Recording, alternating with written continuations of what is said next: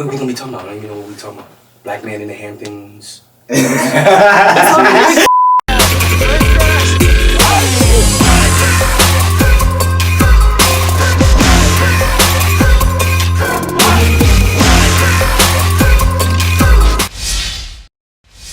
What's 1 2 1 2. What up, brother? 1 2 1 2. Yes. Yeah, so we're just going full unscript. We saw each other. I was like, let's not even talk. Let's just catch up. That's how it went down. That's exactly how it went down. Yeah. Yeah, so, dude, so what were you telling me right when you were walking in? I forget what it was already. What I was like, what are we talking about? Yeah, we were talking about something. We were like, let's save that for the podcast. We were talking about your post in the city. Being up on the billboard. Yeah, let's start with me. Yeah.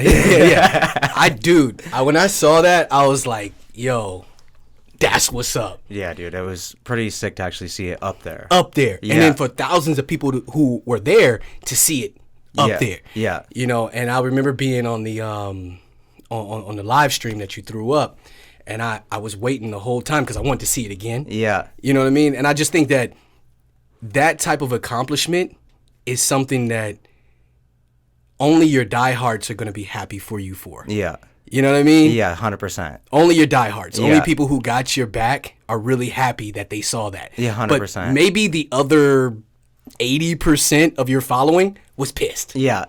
That's funny that you say that, actually, because that was actually how it kind of went. I know, bro. But a lot of people come out of the woodworks and they're like, yo, we're really happy for you, which I totally appreciate. Like, it's actually cool to actually get recognition from people that maybe you weren't before. Right. Like, we're all afraid to like admit that that's actually a thing you kind of want, you know. But at the end of the day, yeah, dude, just looking up there and seeing that was pretty surreal. It wasn't even a thing I knew I wanted, you know. Until you saw it. Until I saw it, and I was like, dude, wow. Like, yeah, because it like puts you in another realm of like, what are my possibilities? Yeah.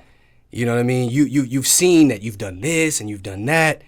But then you do something like that, which is epic. Yeah. It's classic. Yeah. And it's weird because I had made a rendering before of just like painting on billboards. And that was like an idea that I had, that just to like put these billboards up with paintings on them. And then I like during COVID. So for it to come like full circle and actually be in New York City, right in Times Square, it's just bizarre. It's bizarre. It's bizarre. Bro. I'm like, what? Okay. Yeah. But anyway, I remember when I saw Tucson, you know, from East Hampton, Alex Tucson. Oh, okay. He was there too. Yeah. With Peloton. Oh, really? Yeah, he was on the billboard with Peloton, and I was. Wait, Marshall? No, Alex Tucson. He used to work at not Soul Cycle. What's the other one? Flywheel. Oh, okay, yeah. He used to work at Flywheel. Then he dipped over. The guy recruited him, saw that he was an amazing talent, loved his voice, loved the way that he taught, and brought him over to Peloton when Peloton had first started. Awesome. I'm not sure if this is the correct story, but I think that Flywheel wasn't really moving him up. They kind of like had a cap on him. Yeah. You know what I mean? And these guys are like, here's an opportunity. Here's an opportunity. Yeah. We're going to do this Peloton bike. Yeah. I know you're a star. Yeah. We're going to invest in you. We're going to put money behind your marketing. We're going to market you. We're going to put you on this. So he was all up in it? He was all up on the same billboard you was on. Damn. And the day that he was there, I was there applauding him too. Hell yeah. You know what I mean? Because it's dope to see us from our community do something outside of our community. Right, yeah. Because that's very rare. Mm-hmm. You know what I mean? Our people from our community we have two stigmas. Either this town's going to mess you up hardcore, or you're going to make a lot of money in this town. Yeah. There is no There's no in between. In between. There's not really. There's no in between. You're either a druggie, an alcoholic, or and you just go to your job just to get by. Yeah. To pay your bills, or you're gonna do something major. You're gonna take your business and it's gonna expand and blow up. So when I do see one of us reach that plateau of success outside of our quote unquote what they call bubble. Yeah. Here, I'm excited. Yeah, totally. It's inspirational to me.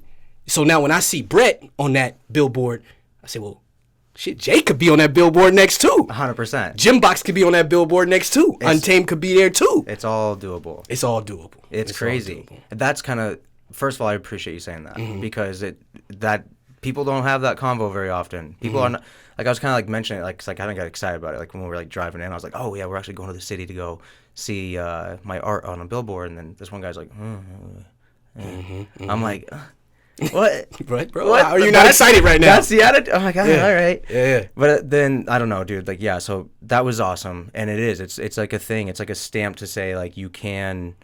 That's kind of the idea of the whole thing. Period.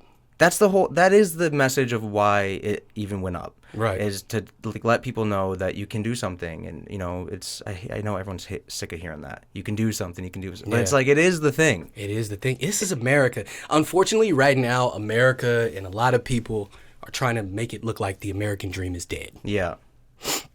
And I think that's because we've raised a generation of cupcakes. Yeah. They're soft. Yeah. You know what I mean? They want everything immediate gratification. Yeah. They don't want to work for it.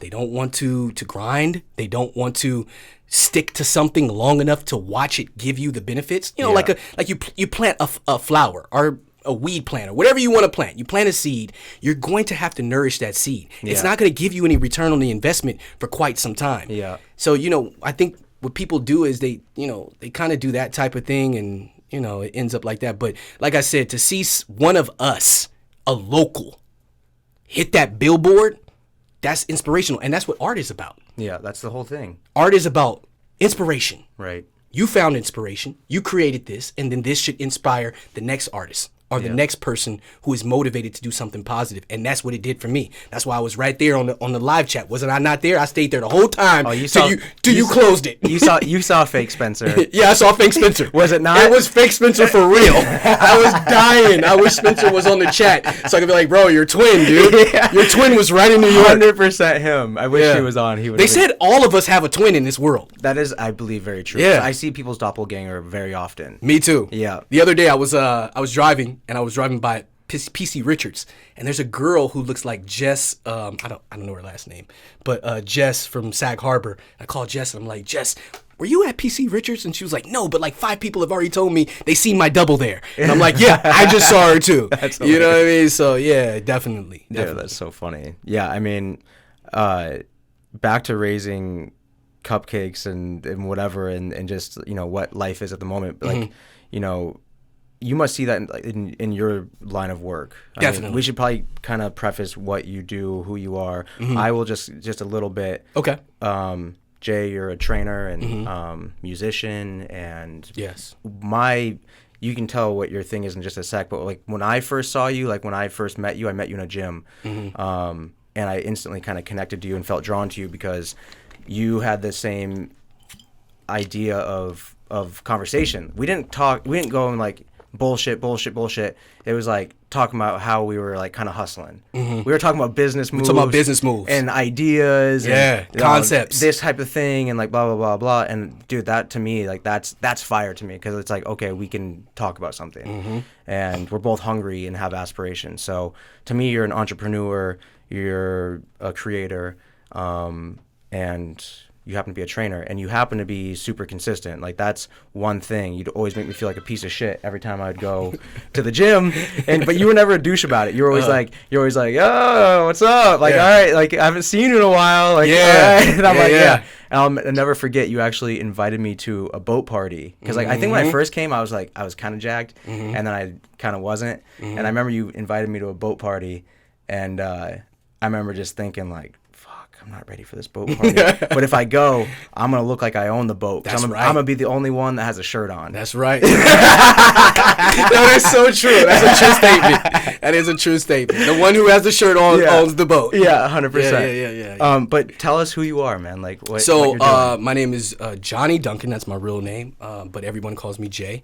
I am the third. So my name being Jay came from my father is Johnny, my grandfather is Johnny, and so my grandmother named me Jay so that we can tell the difference between who's who. So I'm Jay.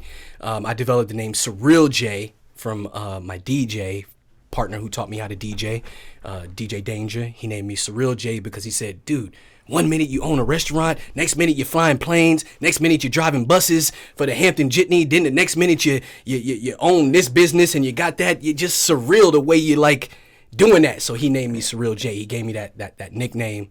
Actually, he named me Mixmaster Surreal at first because that was my name. And then as I started to get older, he started calling me Surreal J and things like that. But I'm a personal trainer, celebrity personal trainer. I have about 3 celebrities that I train right now. And then I kind of cater to and upskill demographic of people who looking for personal training. So my prices are a bit upscale, and I kind of cater to those people. I run a very successful weight loss program. I've helped over 68 women lose 15 to 20 pounds plus, and I am the owner of GymBoxx, which was created during a pandemic, during a time where gyms in New York, because we have Cuomo, gyms were closed for almost a year and 2 months. And they just completely forgot about us. Like, as you see right now, they have an extra bill for restaurants, but they don't have an extra bill for gyms. Yeah. And they treated us just like the restaurants. In fact, the restaurants were treated better than us because the restaurants were able to open outdoors. We weren't even able to open outdoors. Yeah. You see what I'm saying? And they were able to work at a certain amount of capacity. Even though they had opened them and closed them, gyms were never even brought to the equation. Well, people went belly up hard. Belly up hard. You know, we lost 4 gyms out here in the Hamptons. Oh, I know. We lost 4. There was nowhere to go. Nowhere to go. Yeah. So I started GymBoxx. It's a mobile boxing gym. We bring the boxing experience to your front door, or for a decent price. It's not affordable. I'm not gonna lie. It's a very expensive fee. That's, like I said, I market to a higher demographic. And but if you want to come to us, we do it for a more affordable price. Still out of the range of some people. We charge about $75 per semi-private personal training session. So that's kind of what I'm doing. I used to be in music. I took a break from music about 3 years ago. I made a commitment to only do fitness. Yeah. Because previous to that, I was kind of running around like a chicken with my head cut off.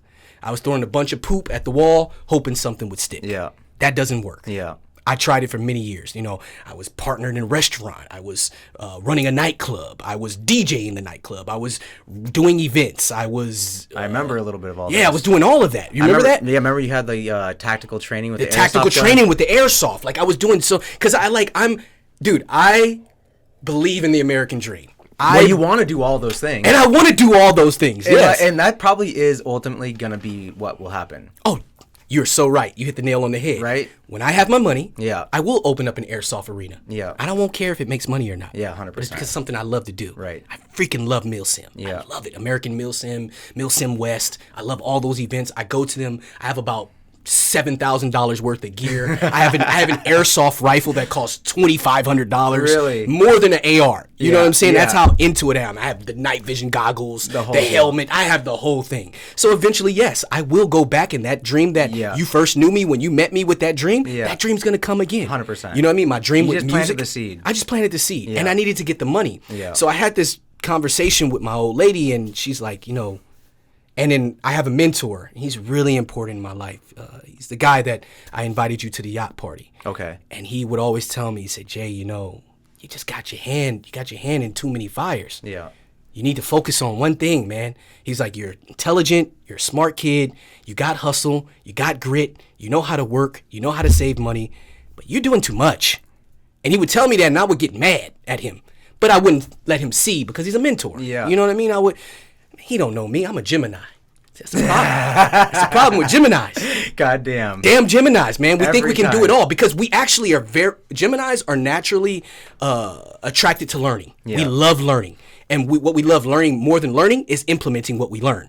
We love that. Like, we're attracted to partners that can teach us things. We're attracted to always doing something new and never being locked to one thing. When is Gemini? What's June 7th. Oh, so you're June. So I'm in June. Yeah, I don't think I know any Junes. Yeah, so the Gemini is very learning, and we're very creative, and we have this skill set where we can pretty much pick anything up. If you wanted to teach me how to paint, bro, I probably can get this in maybe a year. Yeah.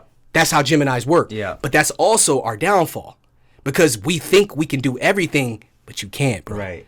You can't be a jack of all trades and master of none. Yeah. You got to master one thing, and then you can play with the other trades later.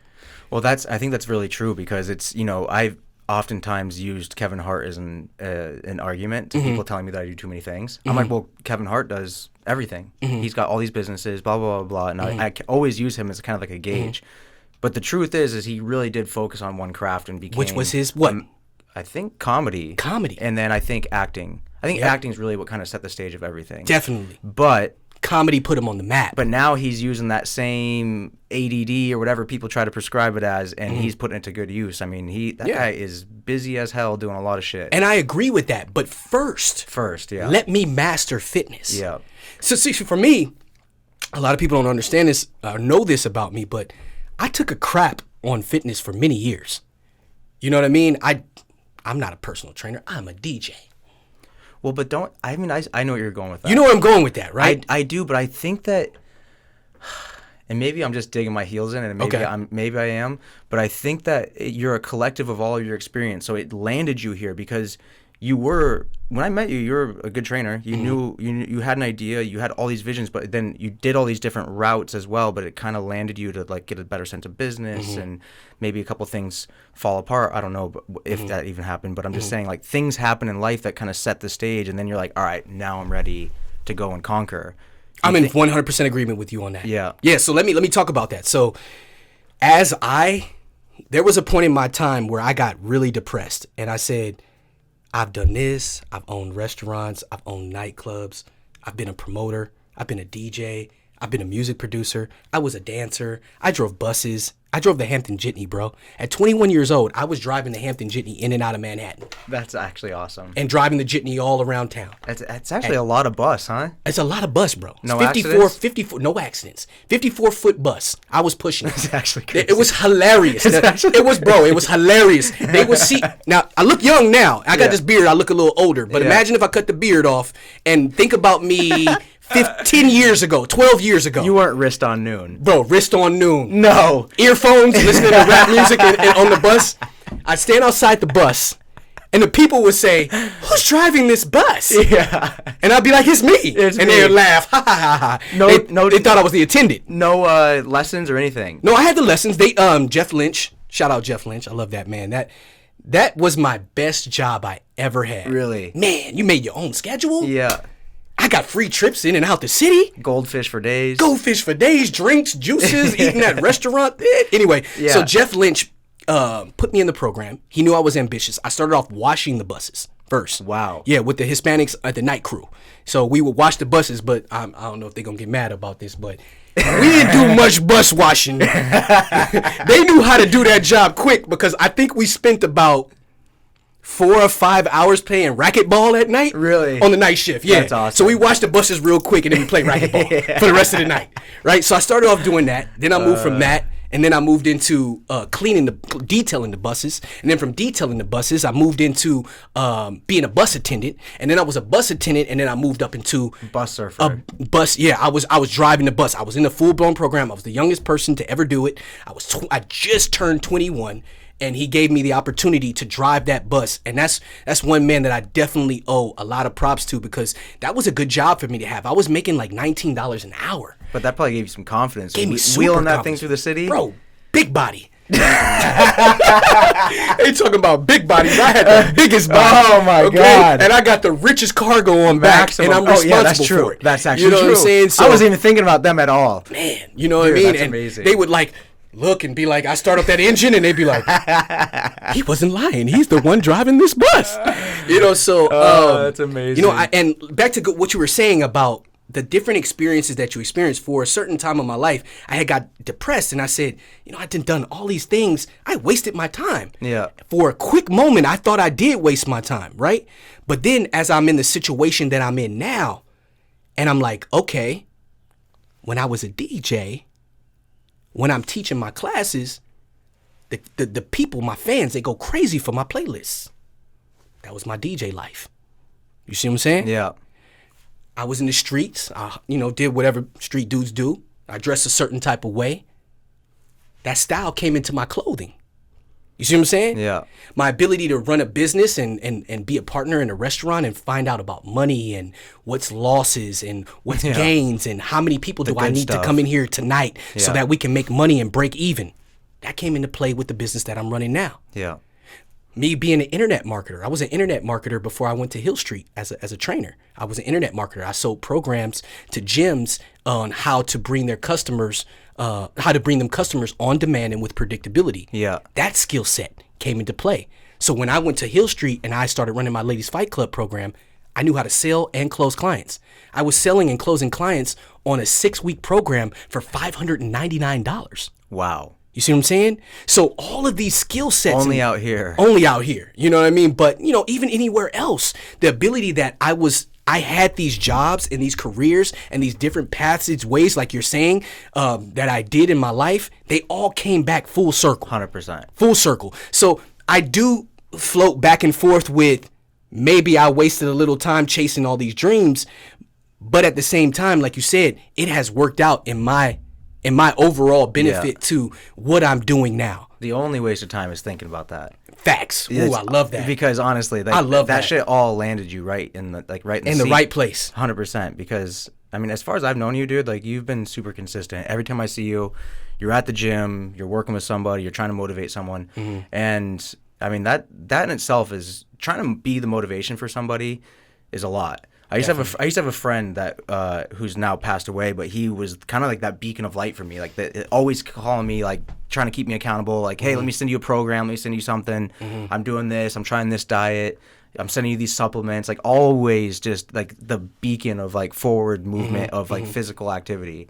And once he was gone, it was like it took a lot out of me as well, like just in that regard. Obviously, losing him sucked, but the fact of like just him always hounding me on that stuff, I feel like once he was gone, it played an impact in like my own health. But anyway, so I think it's a lot of pressure with somebody when they do that. You know, when they have to be that beacon and they have to kind of like keep pressing onward.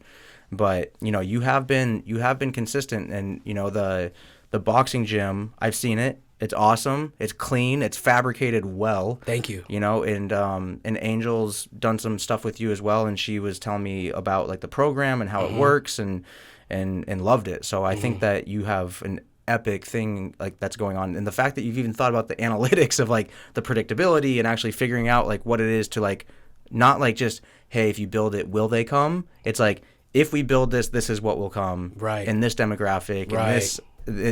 That's genius. It's very like when I'm moving really strategic. Yeah.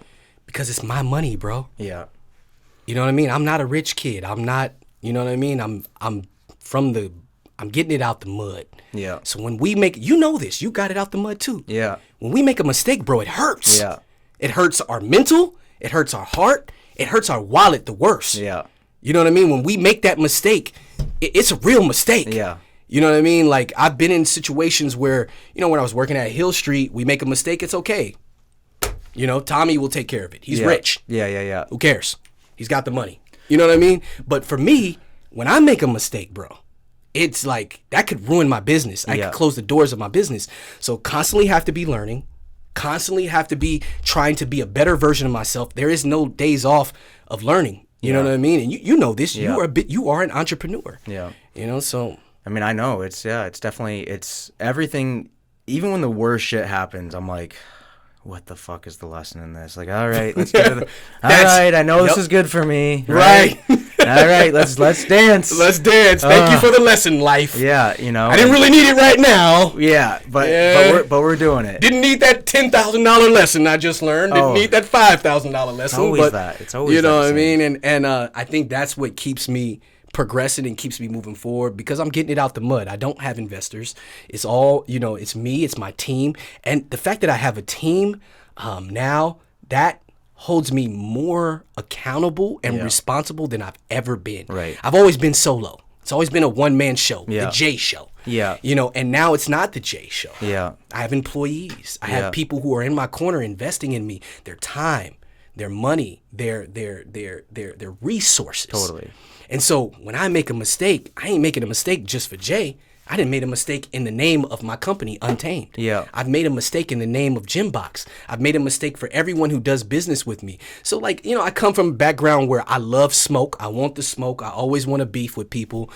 You know what I mean? I'm a very aggressive type person, but I can't be like that no more. Yeah. I can't, because there are people behind me looking towards me as a leader. Yeah. And there are certain things a leader just can't do. Yeah. Well, I mean, I've had to learn that a little bit too. I mean, it's almost like you transcend that energy into like a more strategic method. Facts. You know, versus I mean, because sometimes you want to rumble. I want to rumble, dude. Like it's like you don't want to pay me. You're like, I got 2 sets of gloves here. You got a good deal. You got a good gig. Yeah. That's what should be set up. You got beef, street beef. Come on, let's go. Yeah, mobile street beef. Mobile street beefs. I might put that in play. Don't play with me, bro. That's a good idea. That's a good idea. Mobile street beefs. Come on. Oh, dude, have you seen that shit on YouTube? Mm-hmm. Oh my god. Where the dudes take it out to the street. Yeah. And these big buff guys like the referee and they fight. Yeah, and they let them have it. Love it. And it's actually kind of great. I love it because the kids aren't using guns. Well, they hug afterwards. And they hug afterwards. Most times.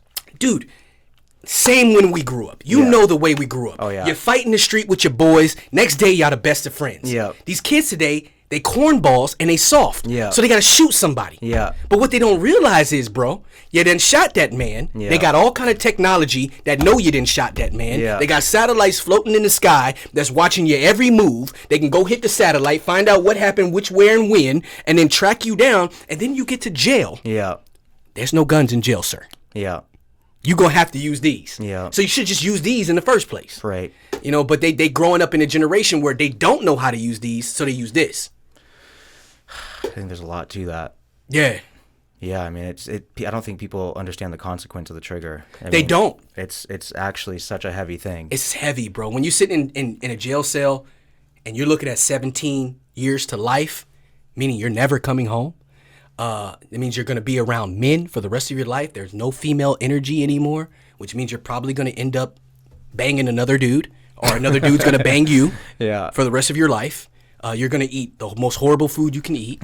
You're never going to see your family, your friends, or your loved ones. They don't think about this stuff. Yeah. And that's why on my social media, on my Instagram account, pretty much, we talked about this earlier when we first started talking. We know it's haters. Yeah.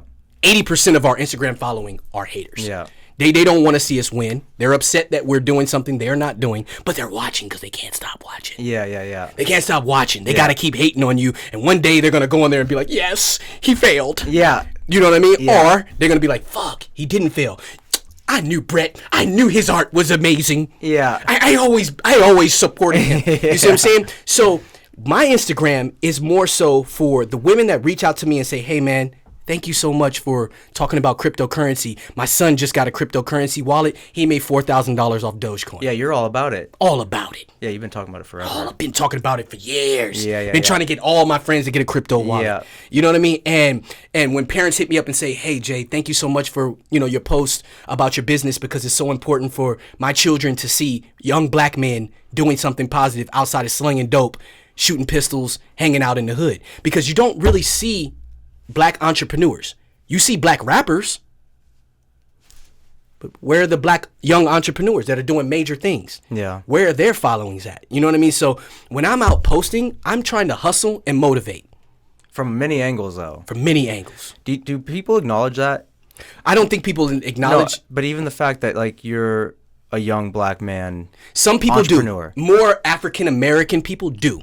They'll reach out to me and they say, hey, could you talk to my son? He's going down the wrong path. I can't get through to him. But don't you think it's tough for people to address it? To be like, to even acknowledge you, to be like, wow, like, dude, proud of you.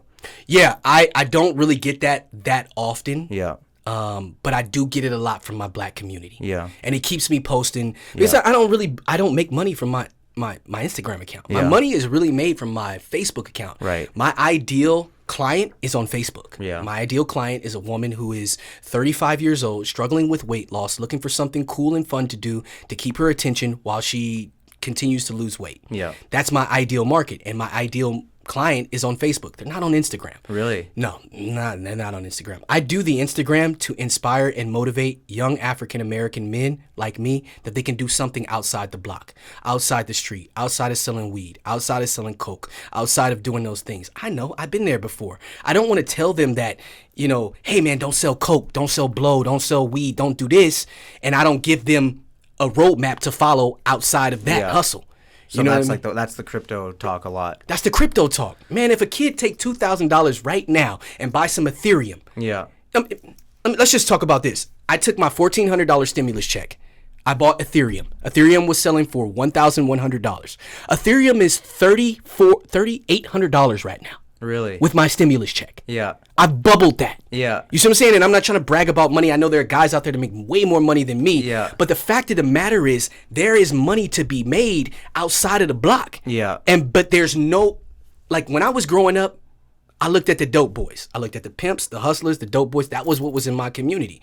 And that's pretty much, they got the girls, they got the money, they got the cars. Yeah. You know what I mean? But if I would have saw a young entrepreneur like me out there making moves, I probably would have said, well, look at him. He a businessman. You know, there's a young businessman. You know him. What's the kid's name? Wisner. Tyler.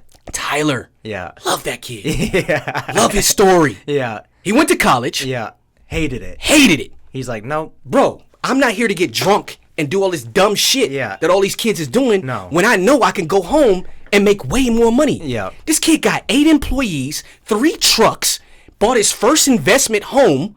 He's got a few of them now. He got a few of them. He's like he's doing the whole Gary V program. Like he followed it. He to the T. Buying houses in Indianapolis. Like he's Bro, actually, when he is my age, he will have way more money than I've ever accumulated because he did what he knew was the right thing, I should say. You know what I mean? So I love his story. I love to tell his story to other people because college is not for everybody. Because he's young. And he's young. He's like 24 still. 24. He's 24. He's up there with me. He owns like 3 homes in Indianapolis. He's got 24, a very successful landscaping company.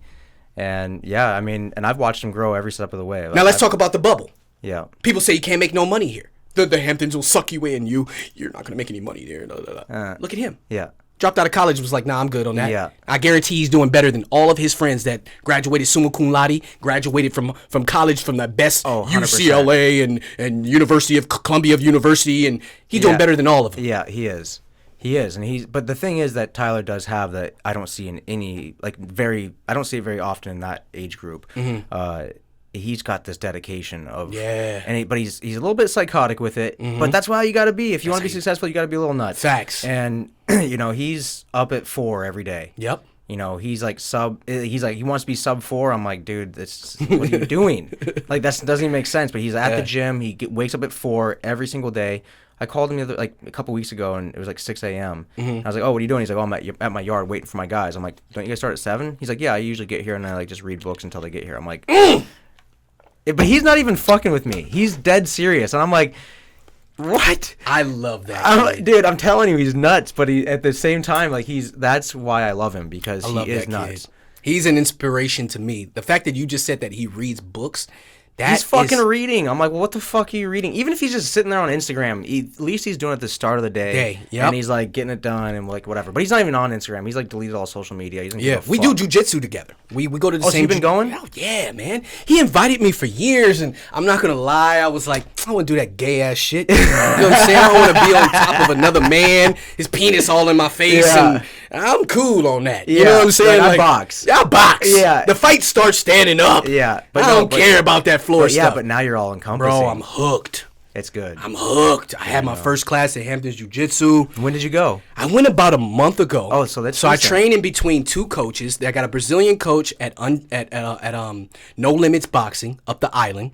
I love that gym. It's a great vibe. Everybody there is a savage, but they treat you like family. Yeah. And then I train at Hamptons Jiu-Jitsu. Right. Where I've been there multiple times, but because I felt some type of way about a man mounting me and being on top of me, he invited me hundreds of times. Yo, Jay, you got to come. You would be great at jiu-jitsu. Yeah. And I'm like, I might come, but I'm not feeling no dude on top of me sweating and his balls all in my face, and he on top of me in the back position. I'm in the doggy style position, giving it up. Like, I'm good on that. You know what I mean? I don't want to be in the doggy style position with you all on top of me, mounting me. You feel me? So I played it for a little bit, but then I'm getting ready for MMA. I want to do an MMA bout.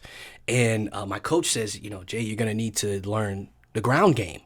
So I said, man, all right, cool. So I took jiu-jitsu there, and I took jiu-jitsu. So what stemmed this MMA bout? What do you mean? Because, I feel like... what's a bout and where do you do it? It's like it'll be like it could be either fundraiser, or it can be like an I don't know how to say expedition, yeah, or something like that. Yeah. And it's like a local fight. They bring in fighters from someone that would match my skill set. I get in the ring with them and we do a fight, an amateur style fight. And if you're doing MMA, you can't only know stand up. You got to know groundwork. 100%. So I was forced to learn jiu-jitsu so that when I go to the ground, I don't get choked out like I've been getting choked out every week I'm at Hampton's Jiu-Jitsu. Right? It's crazy. Dude. It's crazy. I want to say like jiu-jitsu is like a giant freaking python wrapping around your body, so annoying, and strangling you to death. Especially with gi, but especially with gi. Especially with the gi. Like when I used to roll with no gi, like almost always. And then when I came East Coast, and Spencer took me to a place in the Hampton Bays, and we rolled, and I got choked out by a 14-year-old, and I was fucking on suicide watch for like a week. And but no, dude, I kept getting lapel choked like right in the first 5 minutes. Like, lapel choke. Which I'm like, what the fuck is this? Yeah. But then you realize like how how useful that really is in real world environment. Someone's got a ski jacket on, like they're basically wearing a fucking like choking mechanism. Exactly. Like if you have like any sort of like ski jacket that has any sort of collar, you're fucked. You're fucked. You're fucked. Super fucked. You're so fucked. So, I saw that like application was super important, and then you may want to look into Muay Thai as well. Oh, that's my shit. Oh, it is? I have a coach. Yeah, that's... Oh, you got a guy. So, when I started teaching at Hill Street, I was teaching the boxing. I kind of liked it, but I wasn't that passionate about it. Then I found Muay Thai. And I said, oh, elbows, knees. Oh, so you do the kick and everything. Oh, yes, baby. That's my love. I love the Muay. In November or December, I leave for 3 months, and I'll go train at Tiger Muay Thai in Thailand. You're going. I'm going. I'm out of here. I already done paid for it. Okay, so I'm out of here. Yeah. Wait, so you might even fight over there? I will fight over there. No, they fight like multiple fights a day. Multiple fights a day. Like I want to learn the real deal. That's why I'm going to go to Thailand. When I first fell in love with Thailand. You ready for all that? I'm ready for it. I don't know. No, I'm not ready. I'm lying. I'm lying. But I like to think I'm ready, and I'm preparing myself. I've been working with my coach, Coach Rick, over at No Limits Boxing, No Limits MMA. He's phenomenal coach. He never smiles. He kind of reminds me of me, but he's a phenomenal coach, and he's been getting me ready. And my whole goal is to work with him as much as I can. Yeah. So when I get to him and Hampton's Jiu-Jitsu and my Brazilian Jiu-Jitsu guy, so that when I get to Thailand, I can really take full advantage of them teaching me and molding my skill set, opposed to me coming there and learning. You're gonna come back calloused from that. Beast. Dude, that's those people over there. They beast. They'll chop you down. They chop you down, bro. Yeah, they're built different. They're built strong. Even if you go there and get your ass beat the whole time, you're going to come back a better man. Better man. Like, honestly. You're going to come back a savage. I'm 100% agreement with you. Yeah. Yeah, so, that's my plan. But, yeah, just watching Wisner move and watching you move and watching these guys move out here and make a living for yourself. I have a friend. He's a landscaper. He has a multi-million-dollar landscaping company. And he told me when he first came here 9 years ago, he couldn't speak any English. Really? So when you see something like that, it's like, okay, my man couldn't speak no English. He came from Mexico. He's here in the Hamptons. He's got a multi-million-dollar business. He drives a Porsche. His wife drives a Porsche. His daughter drives an Audi. Like, how come I can't do it? Yeah. Well, you can. I can. How does it make you feel when you see a lot of those kids that are out here that have all the opportunity that don't put it together? Those kids have done something special for me. I grew up, I'm not going to lie, and my mom and my dad might not be too happy seeing this when they do see it, but I kind of was upset with my parents. Because I felt like for a little bit, why y'all didn't do what y'all was supposed to do so I would have a better life? Yeah.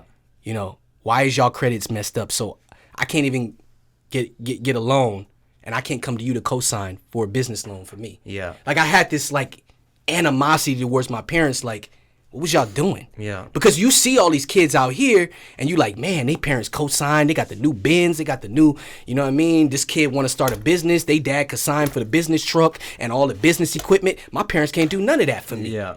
You know what I mean? And so I was a little upset with them for a little while. But then I look at the kids out here that graduate summa cum laude, that went to 5-star colleges. And there was 2 kids that I used to train. I was their personal trainer back in the day when Studio 89 was open. and their parents made a way for them. One of them went to, I think, University of Columbia, and the other one went to another major college, which you're supposed to do really great if you go to that college. And I said, I'm going to time my success. And this was right around the time where I had this conversation with my old lady that I'm not going to do a bunch of thousand things. I'm going to focus on the thing that's been making me the most money, which was my personal training. I'm going to focus on that, and that's it. And all the little extras that come out of personal training, merch, online training, that kind of stuff, I'll do that. So I said, I'm going to watch these kids. I'm going to wait until they graduate. So I'm going to watch them for 6 years. They'll go to school for 4, and then I'm going to watch them 2 years after they graduate. Both kids who came from good backgrounds, who have excellent parents that are multimillionaires, I'm making more money than both of them. I'm not mad at my parents. I'm glad that I had those struggles. I'm glad that I didn't grow up with a silver spoon in my mouth, because I read a statement. It said, hard times make strong men. Good times make weak men. And that's ever so true. Yeah. And I've seen it firsthand. Both of those kids, not one, but two, young, Caucasian, whole world ahead of them, are doing nothing. One works at a restaurant, and the other one, I don't know what the other one does. Yeah. But they're not doing what I'm doing. They're not a 6 figures by themselves. They're still living with their parents, mooching off their parents. Yeah. And they're adults. They're done with college. But I think a lot of the reason is when you have a security net, it's it's comfort. You'll walk on the beam. Yeah. You're like, what if I fall 15 feet? Someone will be there to catch me. I'll climb back up here and I'll do it again. Yep. I mean, yeah, I've felt resentment towards, not resentment, but just kind of like scratching my head, like where it's like, what are you doing sometimes?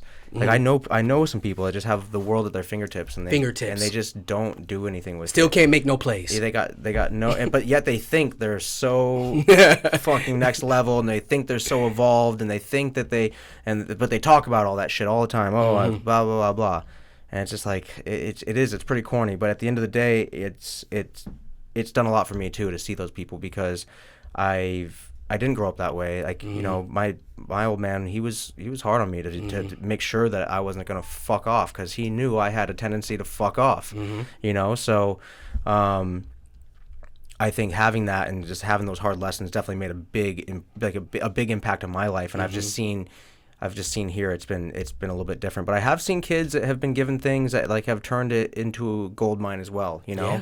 And they were given they were raised a certain way. Yeah. I've seen kids that way too. I have a friend, and his dad put him on. Yeah. But his dad also had him running businesses when he was 13. Right. Oh, and that's like, that's why this is like the Tyler podcast all of a sudden, but to use him as an example, because we do need like a template. Like right. Yeah, but he's a white, privileged kid to the max. But guess what? Earned every dollar. He took it, and Dave didn't give him he didn't let him ride Ducatis until like a few years ago. He's like, oh, Tyler can't ride Ducatis. Oh, Tyler can't do that. Tyler can't. Right. He was kind of like, Tyler can't. But like when it came to like him starting a business, he's obviously like helped him along the way. But Tyler's really had his own ideas and is now kind of like the mentor back to Dave, back to his father. And he's like, yo, no, like this is how it's gonna go. And so that's got to make his father very proud. I think it's transitional at the moment. I think he's very. But you want your kids to surpass your intelligence. 100%. Period. Well, yeah. I think so. That means you did a good job raising that child. But he's young, like that's what I'm saying. He's 24, and I think his father's definitely still, very active thinking person. Right. So I think that they're two very alpha people in that regard. Yeah, of course. I think there's obviously like a dynamic to probably to mitigate there, but he's got one job. He's got one job only. Who? Tyler. He has to outshine his father. He grew up in the footsteps of a man who was very successful. Yeah. His job is to. This is the thing that But is it? I don't like. This is the thing. All right. So in my opinion,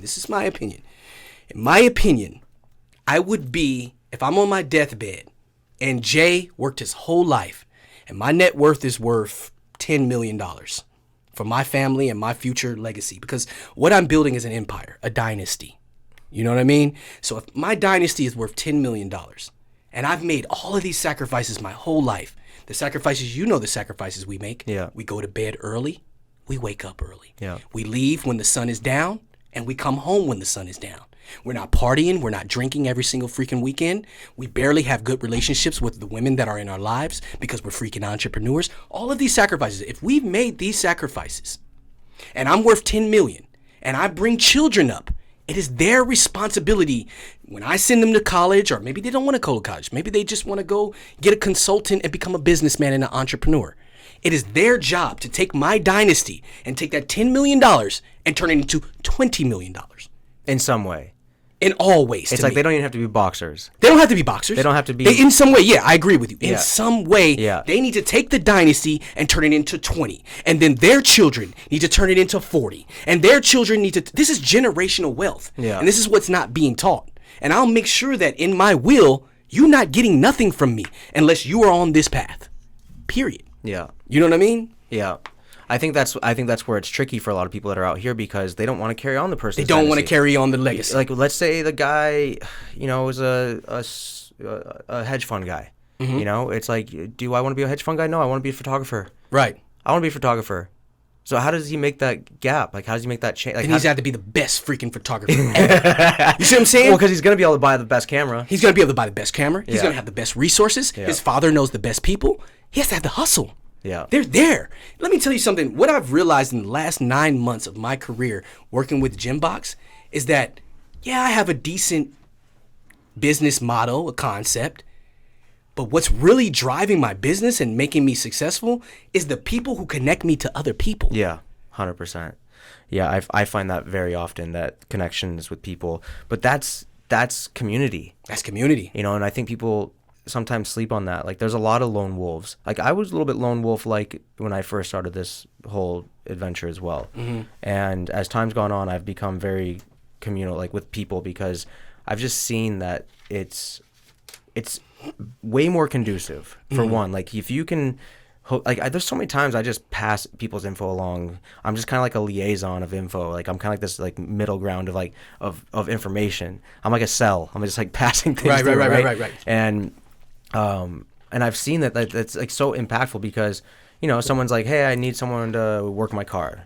This person. I need someone to work on my computer. This person. It's like there's always somebody like pass a number along to.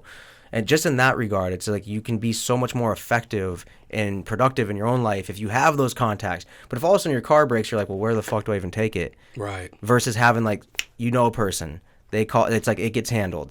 There's just those things are very, very important in life. So yeah, definitely acknowledging that is key for me too. Like the last 9 months, like if you were gauging off of that, I would say like the last, even just since COVID, because COVID maybe looked at everything so much different. So much different. There's been people that have been like on this path during this that have been on a different mentality than others. And some people have been like just pure survival mode. Some people have been thrive mode. And some people are just like, let's think completely outside the box and do something totally different, and that's, I don't know, dude, I respect that. I want to touch bases on what you just said about how you're like the liaison for networking and connecting people to other people. So as I've grown up in the communities that I've grown up in, that's not a thing. What do you mean? Let's say... Oh, people don't want to pass info. They don't want to pass the info. Isn't that the bullshit? They want to keep it shush. Oh, I know. They want to keep it on the low. I didn't want to say anything about that because I was like a whole other tangent, but I'm not that way. You're not. If I fucking knew Joe Rogan, I would pass someone's info off to him right away. Right This away. would be a great podcast guest. Right.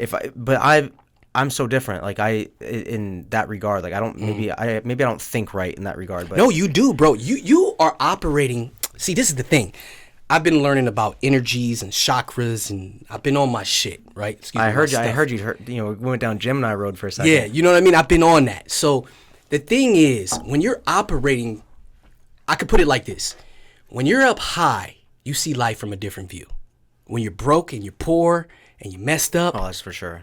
you ain't trying to pass no information to nobody. Yeah, you're like holding your cards close. I keep my cards close. I know him. This is how I'm gonna win. I know him. He's my connect. He's my friend. He's my friend. I can't give it to this person because then this person's gonna get ahead of me. Yeah. And see, that ain't gonna work, man. Yeah.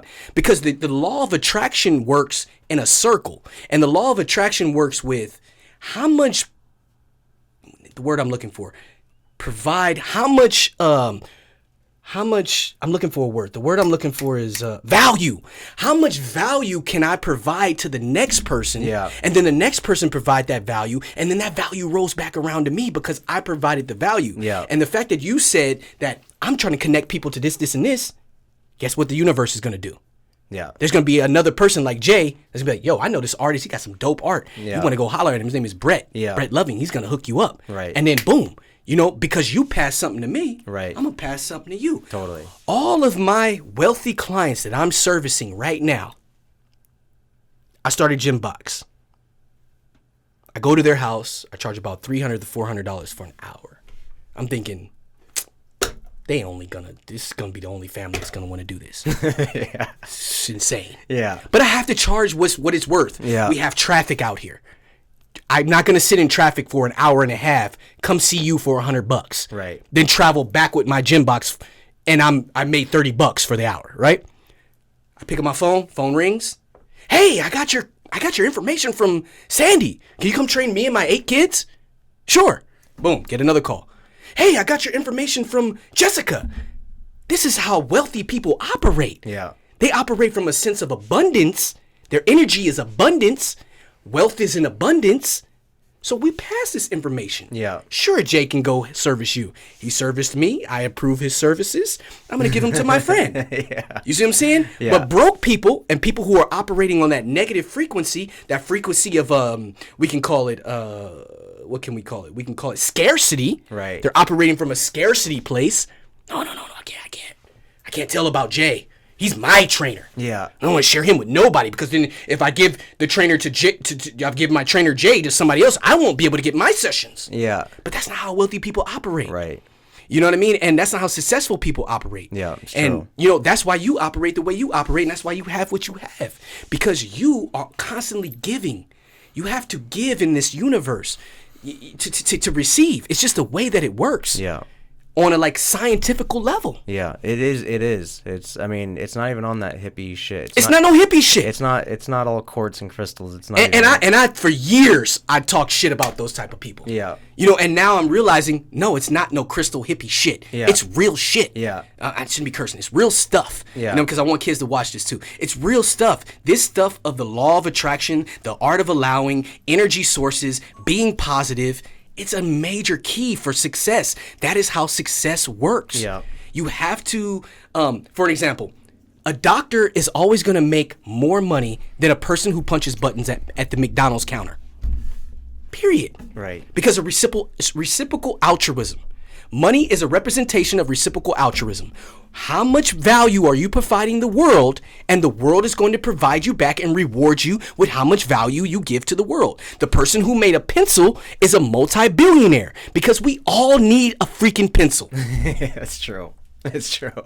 The person who is a doctor is going to make $200,000 to $800,000 a year because we need doctors Right. to keep ourselves healthy and alive. The person that works at McDonald's and punches buttons, that person's going to make $13 an hour. Yeah. And their job will be obsolete in the next 5 years. If you already look, when you walk into Taco Bell, you walk in and you do your own order. Oh, it's all robotic. It's all robotic. Yeah. In Manhattan. Yeah, I'm surprised it's not that way already. They're saving money. Yeah. Oh, for sure. The robotics industry is completely mind-boggling. The Tesla is not even the car. It's not even about the car. The robotics that build the Tesla are insane.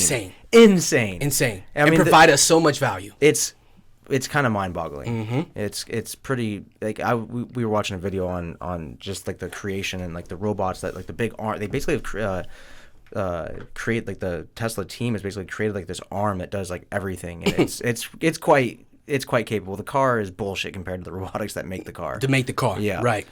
Yeah. So I mean, yeah, dude. I feel like for forever we can go round and round about just like, you know, what wealth is or becomes, but I feel like we're on the same page. I feel like we're on this. No, I feel like we're on this. I feel like not even just on the same page. Mm-hmm. I feel like we're both on our path. Oh, no, like as like, you know, men in our. You're in your 30s. Yes, I'm in my 30s. Yeah. I'm in those golden years where just, stuff gets real. I'm just saying it's like sometimes it's nice to share that like you're on your path, because I remember when I was in my 20s, and if you're in your 20s and you're trying to figure out what the heck you want to do with your life, and the real problem is that there's so many opportunities. If you're in America, there really is so many opportunities. So many opportunities. If you're just even here, I love America. Yeah, there is just so much opportunity. Yes, the world is fucked, and there's a lot of things that are going crazy, but there is like a lot of, I think what happens is there's so much opportunity, so it becomes overwhelming, and it's like, where do you even start? But being on a path now and feeling like, I remember when painting with an excavator was just an idea I had, and I was like, should I do that? Should I even do all that? Like, but it's America. Yeah. I was like, well, I should do that. Like, why would I not? It's January. We're not working. Like, I need to be doing something. I need to be productive. I need to I need to bring this to fruition. I need to make sure that this happens. I need to not just talk about something or have an idea. Like, I went through a phase where I was just like, I need to implement all my weird ideas and just try them and go for them. And I think it's interesting now, just like even talking to you now. Like, we haven't sat down and talked probably really ever. Like, I don't think people ever probably even do this really anyway. Like, they just sit down with headphones on and a mic and start talking. But like, just sitting down, like, we always just like chit chat in the gym. Hey, what up? See each other here, there, wherever. But just like talking to you now, it's like we're both kind of like, it's like people have anxiety because they're not on their path really, right? But like, it's like we're kind of on our path. We like have a direction that we're going, and it's up to us to just kind of like keep the ship going straight and just try to like, evolve and implement and just try to execute everything that we know already and put all the tools at play. Because you mentioned that you wanted kids to watch this, and you want them to take the message. And so like, I think that if you are like I said in your 20s or even your 30s, your 40s, you don't got to figure it out at a certain age. It's important to kind of hear other people talk about what they have going on. And look, I'm not where I want to be, but I'm glad I'm not where I used to be. 100% Facts. Which probably just that should be the end of the sentence. Anything I have to add to that is not all that. Yeah. I'm just saying, like, I also think to add to that, it's even when I get to the place where I think I want to be, I probably still won't feel the same. No, you won't. So like, ambition is a mother effer. Yeah. So what I've been just trying to realize lately is just be present for the process. Like the good shit, be present for, and also the bad, and just be like, wow, feel this shit. Like, this is real. This is actually happening to you. You're alive. So I feel so much pain, so much bad in the last. What was it? When I was working at Hill Street, it was bad, man. I didn't, I was broke. I didn't have no money, and like, those lessons are priceless. Yeah, so priceless. You had a little.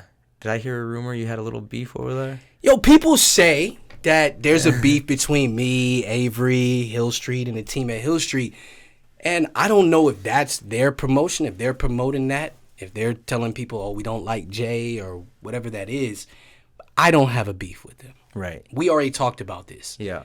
When you're up high, you see life from a different view. Yeah. You're operating on a different frequency. Totally. So I'm not really like into a beef. I'm not mad at Ave. I'm not mad at Hill Street. I hope they're successful. I hope they continue to be successful.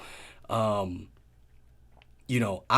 disappointed in myself that I haven't had the cojones to call up my friend who was my friend for over 14 years to tell him I apologize for my behavior.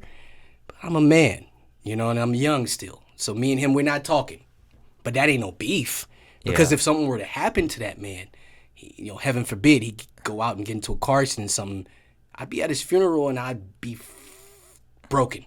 But isn't you? I mean, you know what I mean? Heartbroken. Even just you and I talking with the headphones. Even you just saying those words right now, does that make you feel like you want to call him on the way home? I definitely want to call him. I would definitely call him. But I got to stand my grounds because I feel like I deserve an apology first. Yeah. I don't feel like my actions need to apologize first. You know what I mean? I feel like their actions should apologize to me. I never really was accepted there. I don't think they ever really wanted to run my programs there. They were used to selling packages, and I'm used to running programs. There was a lot of turmoil. My quarrel isn't with Ave at all. My quarrel is with the investor. Yeah. I don't really like him. Yeah. You know what I mean? And I'm not going to lie. I'm not going to, he does things to me that I don't like. He likes to call gyms. He'll watch my Instagram and see me training at a gym. Who's the apology supposed to go to? Ave? I would apologize to Ave. I don't know if I'd apologize now. You know what I mean? I would apologize if they apologized to me first. You know what I mean? Yeah. I definitely would. You know, because I feel like as a man where I am now and the mental capacity that I have, I think that I did handle that situation the wrong way. A situation occurred. But Jay. Yeah. You are hilarious for some reason. you already know that you're like, I'm calling this motherfucker on the way home, god damn it. Yeah. But dude, like, that's the example of exactly what we're talking about, though, of oming up high, like, because that's the shit. Chances are he may not call you. I had one of my friends, we had a big beef, big fallout, and I'm not gonna say names or anything like that, but we had a big fallout, and I don't feel I was wrong in the. Oh, I think I heard about that. Yeah. In this situation. Yeah, I don't feel like I was wrong, as far as like the way that I handled it. But I felt like I could have been a little bit too like enforceful and a little bit like I can be a dick. I can be a little bit of a dick. But then there were some things that were said that were lies, that were not true, and some gossip around town, and it kind of like tried like a little smear campaign. Yeah, and that's what's happening to me. And I didn't like all that. And that's like where like when you like say a lie about me and like you say that I said something that's not true, or tell a one-sided story. Yeah, or whatever, and then just like go like just. Like throw our friendship in the trash and just dip out. Yeah. I was more hurt. I was like, hurt too, bro. I was like, dude, I feel like I just broke up with a chick. Facts. I feel like we just broke up, bro. Facts. Like, what the fuck? I'm like, like that actually sucked. Real talk. And I swear to God, every winter, because we were neighbors, every winter it didn't snow for the past couple of years. I would wait for it to snow to like just to go to their house and like shovel their driveway or some shit. Yeah. Like just to be like, yo, I want to make the first engagement back to let you to know, make like, things better. Like I don't want to walk around with this energy. I don't want to be this way. I don't like this feeling, man. Like this is not like I fucking loved the kid, dude. Like I loved him like my brother, So it's like it's at some level. He has reached out to me recently, and we haven't tidied it all up yet. But if I could give a one word of just advice, I would just say, just make the first engagement, because so hard, bro. But that's the whole example. That's why we're here. We're here to make the example, to be those people. You're right. Like, we're already doing the other uncomfortable things. What are we going to draw the line in the sand here and be like, oh, well, I want the apology first. Yeah, you know what? It ain't going to even feel better if you call it ain't going to feel better. You're right. The whole thing that's going to be like uncomfortable is be like just to do it, and then you're be like this like arrow sticking in you, and then as soon as it's like kind of talk, you're like, okay, even if he like bugs out and gets all weird, at least you know where his head's at still. But not everyone's going to like fly high and like want to be like alleviated of their pain. Some people like to relish in it, but at least it kind of puts you in like a perspective, and like you've at least made attempt, like, hey, I'm not clean from this, and I want to apologize. Where I'm not walking around with that energy. Yeah, but hey, like I just and he'll probably stay the same. So it's like, that's my one piece of advice. Like I think that I would only say that to you because you're capable. Like you're capable of that shit. Of breaking my shit down. You're and apologizing. Beast. You're not beast, and like you are beast. You're fucking brolic. You are a beast, but you're also mental beast. Like you're capable of that shit. You're capable of like setting the tone. We were good friends. He told me he loved me. Yeah. And I told him I loved him. Yeah. And it's rare that when you hear a man tell another man, dog, I love you. Yeah. You know what I'm saying? So I think I was more so hurt that when I quit, because I quit. I'm not gonna lie, I quit. Yeah. I called up and I said, hey man, I fucking quit. I freaking quit. I don't like this and that and whatever it was that was going on. And I think more than anything, I was hurt because he was a guy that told me he loved me. And when I said I quit, I was hoping in my heart that he would say, bro, you can't quit on me. I'm your boy. I love you. Like, get down here. I know you got some type of quarrel with so-and-so. We gonna talk about it. We finna go to dinner. Yeah. And we gonna resolve this, and we gonna get back to getting this money like we was doing before. Right. You know what I mean? I was hoping that that's what he would say to me. Yeah. But he didn't. Instead, he was like, I told him, I'll work out the program, because I was doing this like free program, free challenge. And then at the end of the free challenge, I sign up as many people as I can. Yeah. And I told him, I'll finish the program for you because I want to show you what I'm doing works, and I want you to continue to make money. Nah. pick your shit up out your locker and leave. Yeah. That's what I was told. And I think that hurt me more than anything, from a man who told me he loves me. From a man who I've told, I love you, dog. I got your back. You know what I mean? I was thinking that he was going to be like, bro, what are you talking about? You quitting? What are you talking about quit? Yeah. You ain't quitting on me. You're like, I'll poke the tiger. Yeah, you know what I'm saying? Yeah. You know what I'm saying? You ain't quitting on me. You my boy. You my right-hand man. Yeah. You my lead earner. Like, I can't lose you, dog. Get down here. I'm going to call Whoopty-Whoop. Yeah. We're going to go to dinner, and we're going to resolve this problem that you got, and we finna get back to getting this money. Yeah. But he didn't say that. And then when he didn't say that, everybody who was telling me, Jay, he's not in your corner. Jay, he envies you. Jay, he's jealous of you. Yeah. Jay, he doesn't like that you have your program and you're making money in this. He wants to be this. All those things started to bubble up inside of me, and I started to think, maybe all those people were right. Maybe he does envy me. Maybe he doesn't, want to see me be super successful. You know what I mean? Maybe he's not dreaming big, and maybe he is dreaming small, and we can't coexist in the same realm, because he just pretty much was like, yo, come get your stuff out your locker, and I want you out of the building. And I was like, damn, okay, well, maybe because people kept telling me this about him and about the gym and about how, there was this lady, she was my client, and she owns about 5 gyms. She doesn't own one, bro. She owns a chain of 5 gyms, and she's my client. And she would come there, and she said, they don't have it figured out. They don't know what they're doing. Jay, you need a team. You don't have a team. You're working by yourself. You're wearing this hat, you're wearing that hat. And unfortunately, you're never going to make it because you don't have a team. And me, being a hustler, I'm thinking, she only telling me that because she want me to come work for her down in Miami. You know what I mean? Because she wanted me to come work in Miami. You feel me? She wanted me to. Suspicious. Yeah, I'm suspicious on her. Like, I'm like, yo, this is my boy. This is my team. This is my family. Don't know. And you don't know. This is my family. We used to box in my garage at Johnny Jerusi's house. Yeah. You know what I'm saying? Like, we go way back. You know what I'm saying? And she was telling me from a business point of view, but because I was coming from a point of view of like, I love my team. I love them. My heart was in love. It wasn't in business. Yeah. And she was telling me, I see they don't know your prices. They don't know how much your programs are.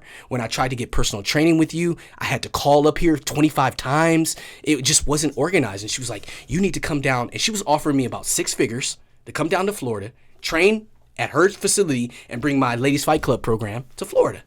And I thought, well, because she wants me to bring my Ladies Fight Club program down to Florida, she's trying to gas me. Yeah. And make me believe that I have it so horrible here. Yeah. You know what I mean? So okay, sure. Yeah. This is my dog. He ain't doing me like that. Yeah. But then when I make my new deal with the new company that I'm working with, it's not a 50-50 revenue split. And they're doing their part. I walk in the building, big old TV screen, Untamed Boxing program. I walk by, I hear the people at the front desk. They selling my program better than I can sell it. Yeah. They reading the script. They selling the program. They signing people up. Bro, I haven't sold a program in over 9 months. Wow. The people at the front desk for the company that I'm working with now sell my program. I haven't had to sit down. When I was working over at Hill Street, I was selling my program. I was teaching the classes. I was cleaning the rooms. I was mopping the floor. I was wiping the windows. I was putting the bags out on the floor. I come to this new company that I'm working with now. I walk in the building. My bags are on the floor. And it's all this. It's all ready for me to go. All I got to do is teach. Yeah, all I got to do is bring my expertise in teaching, and we both make money together. Yeah. And the guy tells me, the head guy, he's like, Jay, you make money, I make money, we both make money. I'm happy. You know what I mean? And I'm like, that makes me happy. I look on the email list. I'm on their email list. Every time they send out, they got me in a brochure. I'm in a brochure that goes over to over 30,000 people in the Hamptons. They're marketing me in the brochure. I'm on their Instagram. I'm on their social media. When I was at Hill Street, I wasn't on any of their social media. It was almost like I didn't exist. Well, that's the thing, though. It's like ever since I've known you, you've had owner mentality. Like that's a problem. Yeah, but it's like, but it's so funny because it's like, as a business owner, we want now employees with that same enthusiasm, and it's just not an employee. It's not an employee. I'm not an employee. But it's like, but now you're a business owner. You're like, all right, well, think about it like it's yours. And it's like you're like, what the fuck? Why don't people think about it like it's theirs? It's theirs. It's tough. That's definitely something that I try to implement in my business. I just had a talk with one of my trainers, Cammie, and I told her, I said, I know Cammie. Cammie, yeah. You need to create your own clothing line. I'll push it. Yeah. Put it in Espanol. Yeah. Say Untamed in Espanol, and that's your clothing line. and you'll make revenue off of that. Yeah. Because my goal is to teach my team how to fish. Yeah. I don't want to keep fishing for them. Yeah. And I got to feed them every time. What if I die, bro? Mm-hmm. What happens to my legacy? Yeah. I live a fast life. You live a fast life. We can get on that bike one day, fall off the bike, and be paralyzed for life. Then what? Then what? I don't even want to discuss it. Exactly, bro. Yeah. So what tools, what people have I put in place to replace me? Right.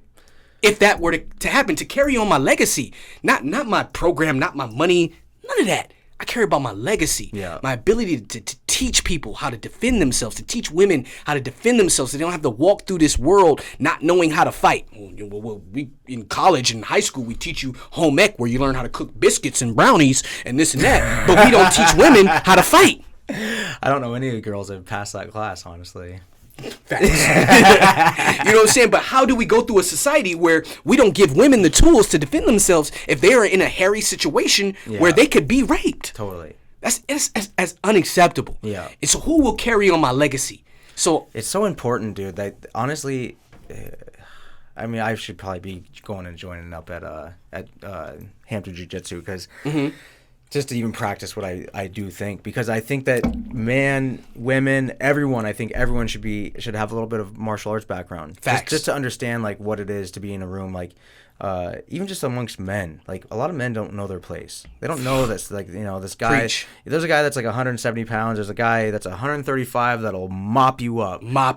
And like not even think about it. So, and not even have to punch you. Facts. Know? So it's like strangle you. All these dudes are like out there trying to like pretend that they are somebody and they got something. It's like, you know, people like out here especially, I will say, like it's other places too, but it's it is, since being here, there's a lot of just fucking wussy motherfuckers. Man. Quite honestly. And if you are hearing this and you're offended, it's fucking you. It's you, bro. You little bitch. You little honestly, beta male. We're talking about you beta males in the Hamptons. And it's because they don't know. They can get the shit beat out of them. And it's like, that needs to happen sometime. I think definitely. I think agree. mobile street beef. Mobile street is a beef classic, and we'll start in the Hamptons. Okay. Oh, dude, there'll be Sperry's and boat shoots flying everywhere. Definitely. Yeah. So, like, you know, I feel like teaching entrepreneurship is my gift, my talent. I have a YouTube channel where I'm teaching people how to start their own GymBoxx. What's your YouTube channel? My YouTube channel is Surreal J. The GymBoxx Revolution. So, you know, I'm teaching people how to own their own GymBoxx. The GymBoxx Revolution. The GymBoxx Revolution, bro. So, so hold on a second. Yeah, go ahead. So you got, because it's like, it's beautiful disaster, right? Everything that, like, when all this shit goes down, it basically forces you to, like, do your shit. Yes. Like, it's not like you know, it's like it forces you to, like, basically get out of your comfort zone and just do the shit that you're supposed to be doing all along. But not even. You know, it's not like you're supposed to be doing that all along. To, like, back to your point, like, kind of being hung up on, like, waste all this time. It's not wasted. It set you up perfect. Everything was beautiful. Facts. It happened exactly how it was supposed to, and that's why you're here. And now I just lost my whole point where I was going with that whole thing. But, wait, where was I going with that? Anyway, that's the thing about going live, baby. I'm just saying. Okay, I know what I was saying. Okay. Everything's kind of landed you to this moment and to this time of like where you are, but it's like you really have like created something from just like an idea. You've landed like where you are now, and you're kind of all encompassing everything, even more so than just getting your money. You've turned it into a mentorship program. You've turned it into a lot of different things, and I don't know, dude. I'm really inspired by that because Thank you, brother. Because you haven't just taken it like one dimensional. A lot of people are really focused on just getting the money, and that's it. And that's kind of how we started the conversation, is like getting the money. But like now talking to you, it's like it's not even really about it is about the money because getting the money right is everything. But there is like a spiritual side to you, and I guess I am interested in that. I guess this was kind of like a side thought, like. You know, I'm interested in kind of like the hippy dippy shit that you have dove into of like, you know, law of attraction and all that stuff, because I think there's absolute truth to all of that, and like kind of like what we're saying. What is some of the stuff that you've kind of like looked into, and like what are you kind of basing your life off of, like with energy and attractions and energy and attraction? I'm basing my life I'll tell you a story. I hope I don't cry like a little biatch, but I'm basing my life off of my grandfather. My grandfather was a heroin addict for like 15 years. He got off of heroin and he became a drug counselor. He worked his way from the bottom drug counselor to the very top that you can go in drug counseling. Had his own office and this and that. Unfortunately, my grandfather a couple of years ago died from cancer. Okay? Now, my grandfather was a man of not many words. You know what I mean? He didn't really say much. He had that kind of like look, and you knew like to like leave that topic alone. You know what I mean? That was my grandfather.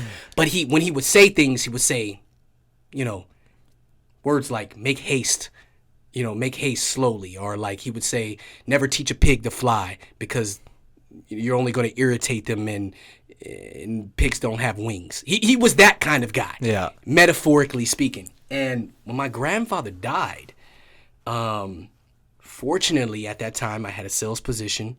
I was working for ProFit Marketing Solutions, and I had the money to go home and bury my grandfather. I got to see my grandfather on his deathbed. And he had cancer, and he died really quickly. He died within like 10 days of being in the hospital. Yeah. And I was able to get down there and go see my grandfather, and I was there for the funeral. And my grandfather was a drug counselor. And if you've ever been to AA, I don't know if you've ever been to AA, but those of you who are watching this and have been to AA and who've struggled with addiction, you know that your ultimate goal is to die sober. You have been successful if you die sober. If you didn't hit that bottle, you didn't smoke that crack, you didn't sniff that coke, and you've been clean the day that you die, congratulations, you won. That's the win. That's the win. Did you struggle with addiction? Never. No. I was afraid to use coke. Yeah. I was in the streets in another way, but not in the way of using the product. Yeah. You know what I mean? So, my grandfather, when I went to the funeral, my grandmother is very religious. Oh, Jesus, baby. Thank you, Lord. Thank you, Jesus. One of those. You know what I'm saying? Like, anytime something good happens, praise God. Thank you, Jesus. He blessed you, baby. That's my grandma. You know what I'm saying? That's my grandma. And my grandpa was spiritual, but he wasn't religious. Yeah. You know what I mean? And they still coexisted in the same household, which I don't know how they did that. Isn't that crazy? It's crazy. You know what I mean? Because my grandma is diehard. She in the front row at the pool pit with the big old hat on. Oh, damn. She helping the pastor. Yeah. You know what I'm saying? Yep, She's very active in the church. And but he would go? He would not go. He would only go to please my grandma. See, people do it different now. Yeah. People they're like, you voted for who? I'll unfollow you on Instagram. So my grandfather, when he passed away, he didn't have a traditional, my grandma wanted him to have a traditional funeral where he goes, gets buried in the grave, we all sing church songs and send him home to God, right? My grandfather had a funeral. Guess where he had his funeral at? The AA Lodge. So the AA Lodge, they meet twice or 3 times a week, and they talk about their problems, which helps them get over their addiction.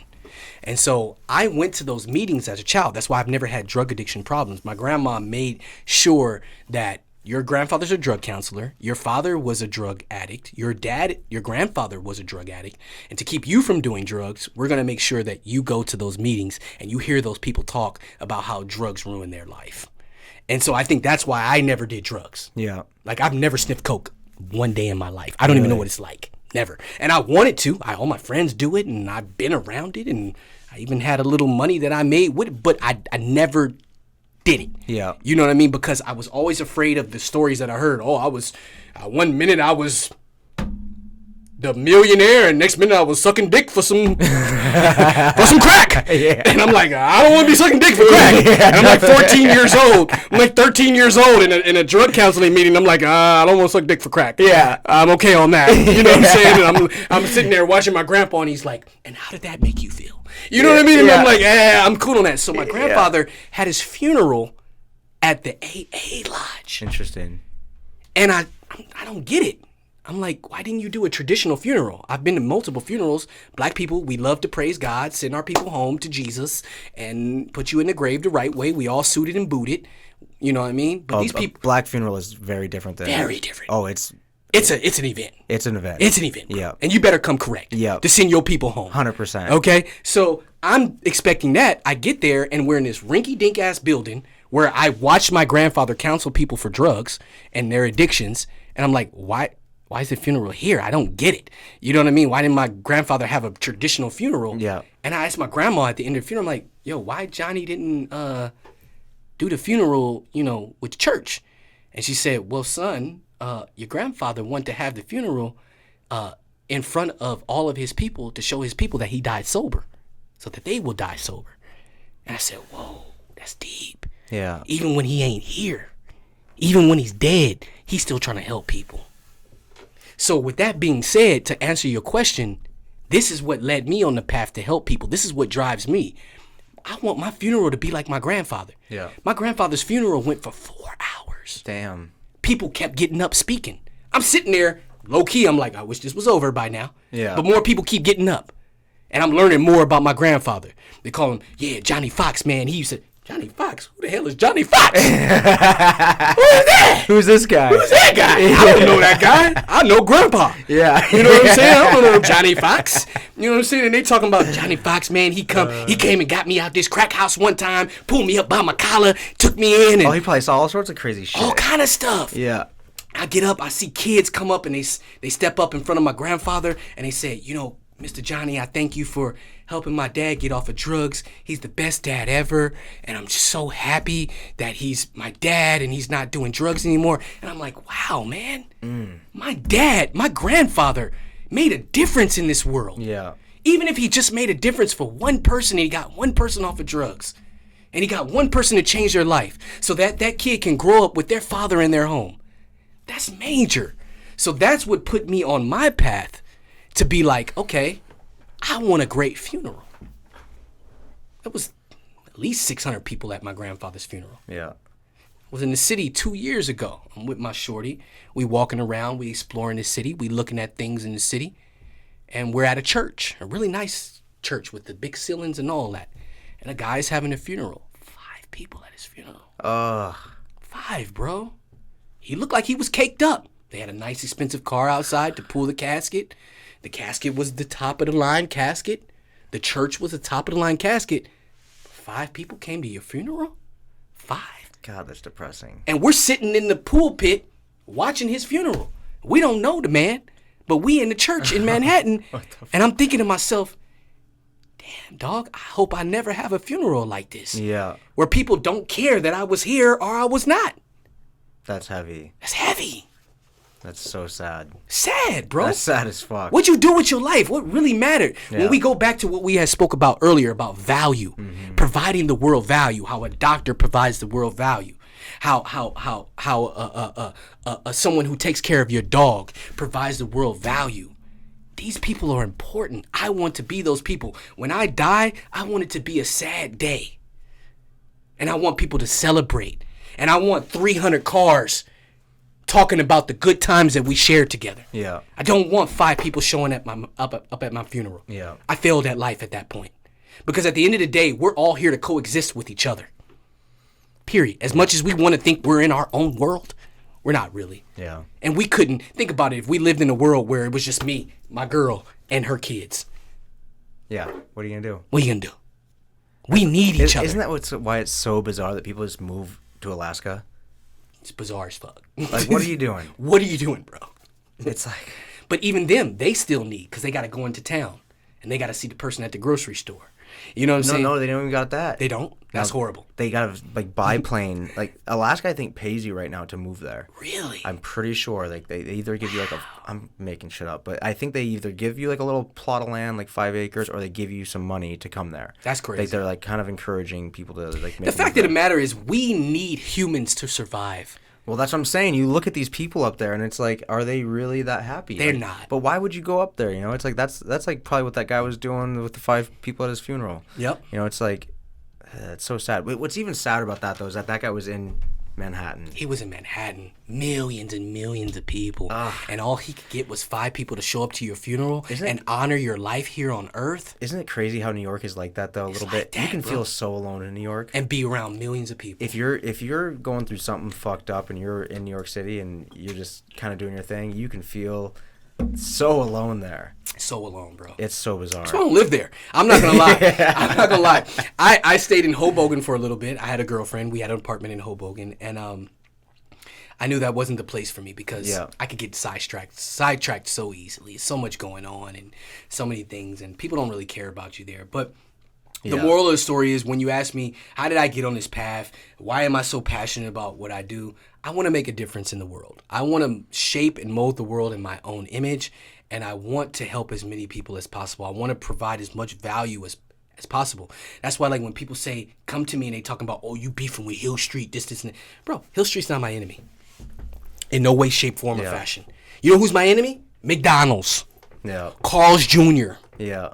Tony's Pizza, who's cooking your food with like a whole quart of oil. Yeah. You feel me? Like those oil. are those are my enemies, because I'm out here trying to take care of people's health. Yeah. I'm trying to make sure they make the right health decisions so they can be around for their grandkids and their great grandkids and maybe even their great grandkids. Hill Street's not my enemy. Gotham is not my enemy. Any other boxing gym out here are not my enemy. In fact, when you're up, back again to that, when you're up high, you see life from a different view. Your frequencies start operating at a different view, and you start seeing things like not competition, but collaboration. Yeah. Let's collaborate. Right now, I have a collaboration with a clothing line, Nancy Rose Performance. I have a collaboration with a major distributor on MMA equipment, Century.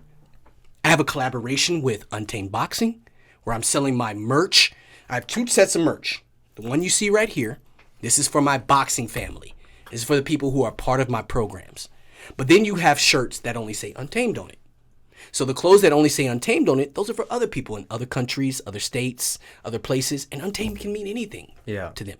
Yeah, you know, it can mean you don't like listening to rules. It can mean you're untamed. It can mean anything you want it to mean. And right now we're riding the wave of epic and classic and traditional people who did things their way. If you look on the back of my sweater, I got, take that. So we got Tyson on the back. Oh, I like that. Okay.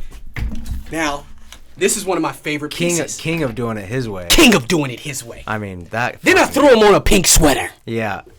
Yeah. I threw him on a pink. Why would Tyson go on a pink sweater? Yeah. You know what I mean? Yeah, He's so raw. He's so vicious. Yeah.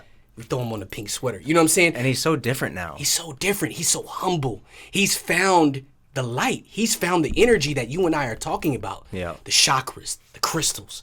He's operating on another frequency. There are frequencies in life that you gotta operate on to be happy. Yeah. Not finance. Fuck finance. Finances. Happiness. Yeah. You know what I'm saying? So then my other label, you'll see that there will be things that you see me wearing on my Instagram. It only says Untamed.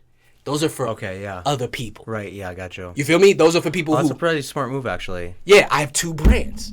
I have one brand for my people that work out with me. Yep. And then I have a brand for people who don't work out with me that just want to rep Muhammad Ali, Mike Tyson, Sugar Ray Robinson, Sugar Ray Leonard. You know, and people who stepped outside of the box and were able to do things that other people, like what you do with your art.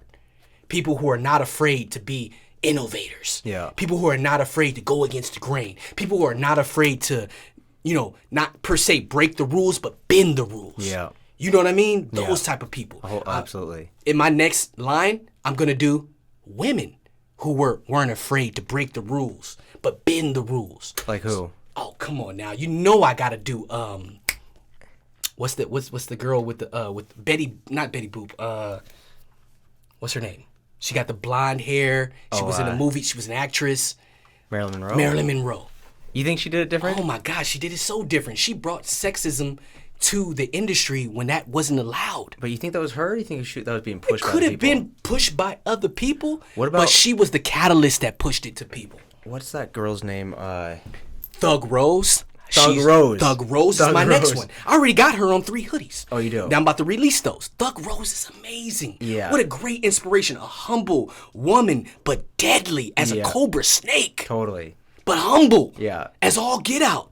And filled with nothing but love and compassion. When she's done annihilating her components, you can see the genuine care and hurt in her heart that she may have possibly hurt this person. Mm-hmm. And she's concerned. And she goes over there and, are you okay? Man, the sportsmanship. You know? None of that goes on in dude fights. None of it. They run around the ring. Hey, look at me. Hey, yeah, I did it. Yeah. Like, bro, you should have known. I killed him. Yeah. Come on, man. Can you imagine? He's just like, hey, bud. Hey, bud, you all right, man? Hey. You know what I mean? And when I see these TIE fighters. Rubs the small of his back. Come on, bud. Let's get up. You seen that? You know, never. But the TIE fighters, they do that. Oh, do they? Yeah, man. They go over to the fighter and they do the sign, and that means that, hey, man, you had heart. They do the sign, they throw the piece, they show them, and they do this. They hug them, and they say, hey, man, you had heart, which means I respect the work that you gave me in this ring. Yeah. You know what I mean? That's why I love Muay Thai. I love the whole culture. I love the way that they're so humble, and they're there. Most of the time when these guys are sparring, they're just having fun. Yeah. I got to introduce you to some dudes in the city. Please. This one kid, Chris Luska, he's such a beast. He's a Muay Thai fighter. Mm-hmm. But I think he'd be really helpful for whatever you're doing. He trains with a really cool group of guys, actually. One guy, he's actually got a ring in his house. He's a doctor. He's a surgeon. He's from Manhattan, and he's got a ring in his house. Mm-hmm. And they all train and spar in there. But he's like constantly training. He's actually from Africa. Black guy? Yeah, dude. He came from the thick of things. Oh, from nothing. Yeah, he's supposed to fight in Madison Square Garden. I don't know if he did. I think he may have missed weight. I can't remember what happened. Something happened.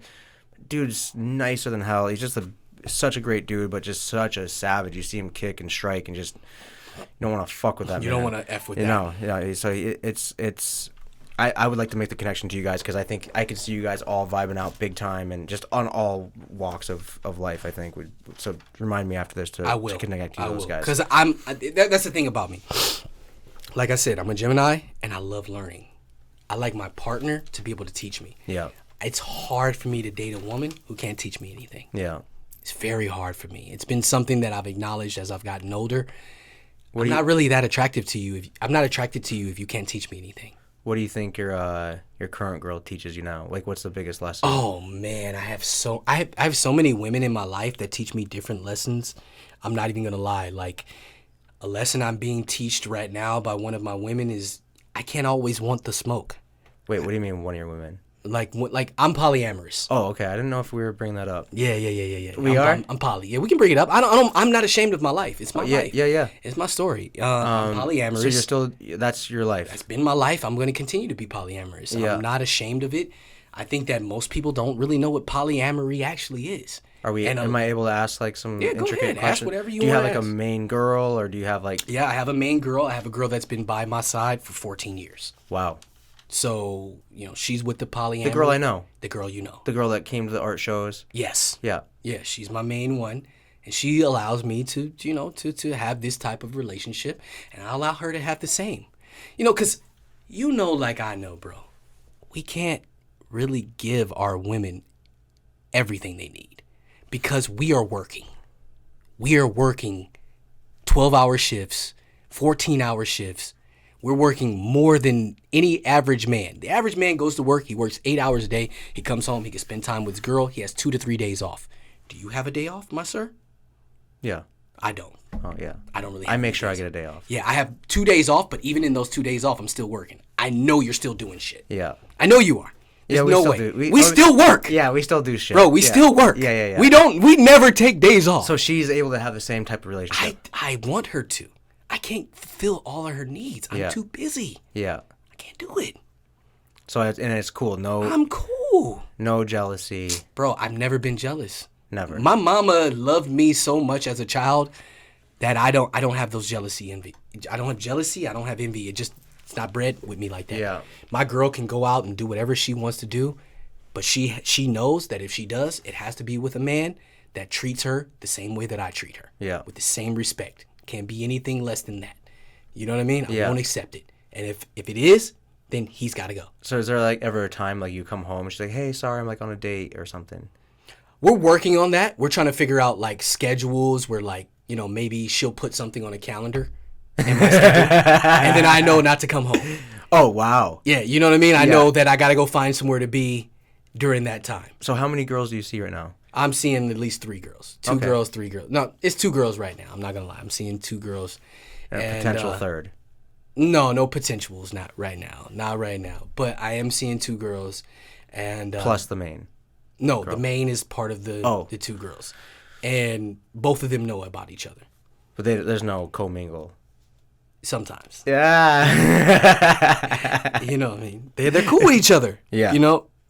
So I'm okay with that, and I think that they're okay with that. You ever all go get dinner together? Oh, yeah. Yeah, we go to dinner together. Oh, that's great. Yeah, we hang out together. We play at the house together, and we hang out with each other, and it's a good thing. And I think polyamory gets the wrong idea because a lot of people are always thinking sex.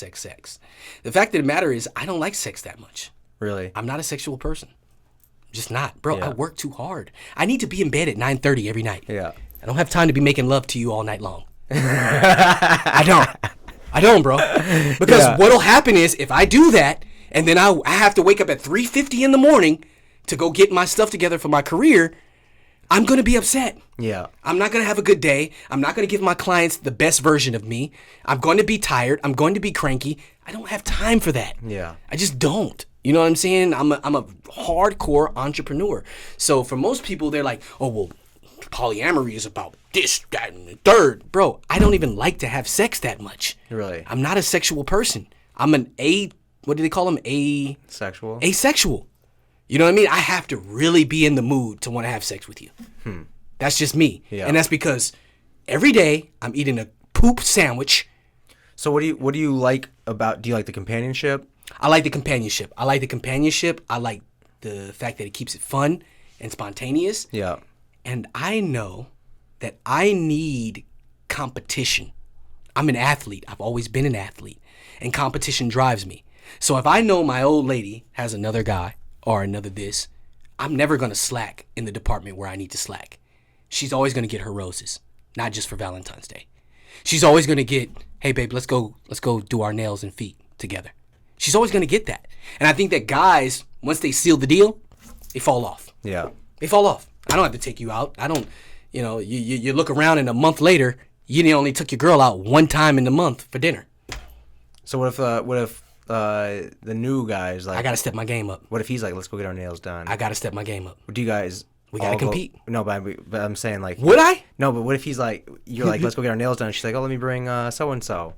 I'm cool with that. You are. I'm cool with that. Okay. Yeah, I'm cool with that. I don't have a problem with that because that would show me that this person is actually being respectful, and investing in my queen, investing in the woman that means the most to me. Yeah. And if he can show me he's an investor in her, I like that. Yeah. He might be a good person for our fit.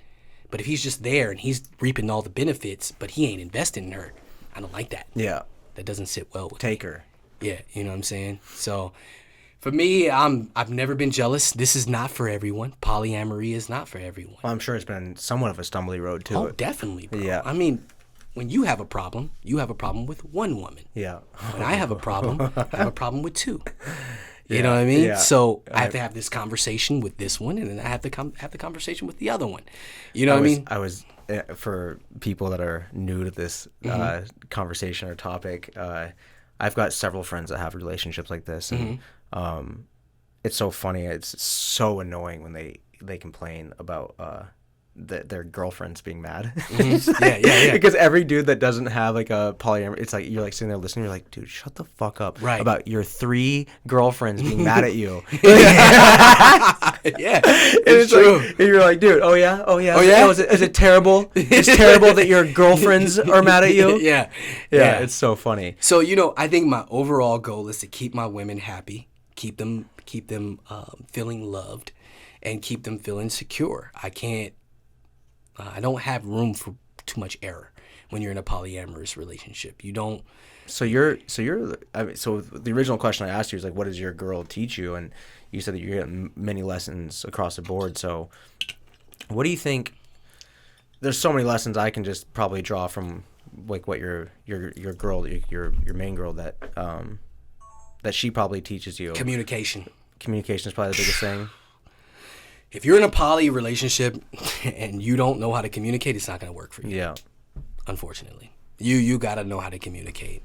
And for us men, we don't really like communicating that much. Women love it. They want to talk about their feelings. They want to They want to put it out there. Yeah. You know what I mean? And we just want you to think logical. Yeah. Why don't you get this on a logical level? We literally were talking about this today. You were? Yeah. We were talking because it was just like, men are so solution-based. Like Solution-based. Like, what's the solution? What's the solution? What's the solution? What's Yeah. the solution? And that's always what, at least myself, like, I can't say that all men are like that, but like a lot of men that I know are that way. You're an alpha male. Yeah. And so it's just tough because we are so different from women. Mm-hmm. We're very different, and that's the highlight. That's the gold in all of it, is that we are different, and that's what complements us. Because it's like, I've gotten, just as the years have gone on, I've gained so much knowledge just through experience of happenings of people in my life, and I mean, communication's obviously huge, but it's just, I mean, having unconditional love. With a person that's not your actual blood, that's something. That's something. And that's something. That to me has been like probably the biggest lesson. See, you understand where I'm coming from. Yeah, you understand. And we don't live a similar life like that. Like we're monogamous, and we love each other, and that's it's been very fulfilling. And that's, to me, like, it's just like, you go through life, and we're all kind of like searching for that person. Unconditional love. Yeah, we are. But it's almost like it's like we're all kind of like searching for somebody to be with our life, that, to share our life with. And it's so funny because it's like you think you're searching for one thing this whole time, and then meanwhile you've been searching for the wrong thing. Yeah. And so I don't know. I'm always curious to ask, like, dudes, like, so what's your biggest takeaway, like, in your relationship? Because, like, I have a lot of friends that are in relationships that they shouldn't be in, based on an outsider's opinion. I see a lot of dudes that treat their girls like shit, and vice versa. Girls that treat their people are disrespectful to each other. For real. And not, like, I only know because I've been in shitty relationships as well, and good ones, but I just, if you can get yourself somebody that's good to you and loves you and does right by you and respects you. Ultimately, respect is the key thing. Respect is the key. So that's why I'm curious about, like, your polyamorous life, because it's so you're walking that fine line of respect, and you have to actually be respectful at your core to not fuck that up. Exactly. So because there are rules to polyamory. People think that, like, we can just have sex with whoever we want, and it's not like that. Yeah. Polyamory is love. Yeah. I can love more than one person. I'm sophisticated. I'm educated enough to know how to please more than one person. That's what polyamory is, in my terms. You're like, well, hey, I don't have one employee. Exactly. I have 3 or 4. Because at the end of the day, I can't... Let me help you make the argument. One employee can't do everything in my business. Right. One employee, one wife. Where do I sign up? Jesus Christ. Right. But the thing is with me is that I know that for me, being a competitive person, I'm always going to need to know that my girl has options. Yeah. If she has options and she can leave me at the drop of a dime for something that's better, then I got to always step up my game. And that's for both of my women. I care for both of my women very much so. You know what I mean? And I respect them very much so. And I abide by both of their rules very much so. Yeah. And I don't break those rules. I keep within those rules, and they keep within my rules. And we all make it work. And I think, like you said, the most important thing is I want to get to a level of unconditional love for my partners, where if you did do something that I despised or I didn't like, unfortunately, I didn't like that, but I'm going to have to work through that. Aren't you already at that level? I'm not at that level yet. 14 years. I'm learning it. Oh, well, with her, yes. With my other one is new. She's only 2 years in the game. You know what I mean? So she's still earning her stripes. But the 14 years... She gets a little bit more punishment. Yeah. And there's a possibility that I could leave. I'm not going to leave. She does everything perfect. Yeah. You know what I mean? She hasn't done anything to make me want to leave. Yeah. You know what I mean? But the other one, who I've been with for 14 years, she definitely has a lot more leeway than 2 years. Because you've been with me for 14 years. You've invested your life. You've gave me your most valuable thing in this world, time. Which is your youth. And time, yeah. You gave me your youth, man. Yeah. Wow. You believed in me. You could have went and From way early on. From way early on. You could have went and bagged some rich guy out here and left me years ago. Yeah. And been having the life that you want, the kids that you want, the car that you want, the home that you want. She wants kids? Yeah, she definitely wants kids. We're working on it. We're working. You want kids? Yeah, I want kids. I want 5. I want to. Damn. Yeah, I want to adopt. That's why you need multiple women. I want to have 2. I want to have 2, and I want to adopt 3. Wow. You know what I mean? So, you know, she gets a little more leeway because she's invested in me when I wasn't me. You think all with the same girl? I don't know about that yet. I haven't came to that conclusion. I haven't got there yet. But I do know the first ones have to be with the one that has invested in me. It's only right. You know what I mean? That she gets, you know, she wants to be a mother. And I want her to be a mother. And I think she's going to be a great mother. Oh, I think I'm going to be a great father. I think the 2 of you will be great. Great. You know what I'm saying? But the fact of the matter is I need to make sure that, that I love her unconditionally. And I think that when people get married nowadays, they don't love each other unconditionally. Yeah. Before they sign that paperwork. Mm-hmm. And so when hard times come, I want a divorce. Yeah. Bro, we're married. There's no divorce. Yeah.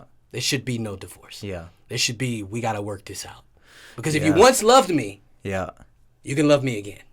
Yeah, that was I had failure crisis when I was married. That was one of the biggest issues. It's like, no, we are working like that. We're gonna work it out. Yeah, this is what it is. Mm-hmm. But you know, it's not plug and play for sure. For real. You know, like not everything's plug and play because it's you know I think that's what sticks a lot of people into some bad shit sometimes. Mm-hmm. It's like.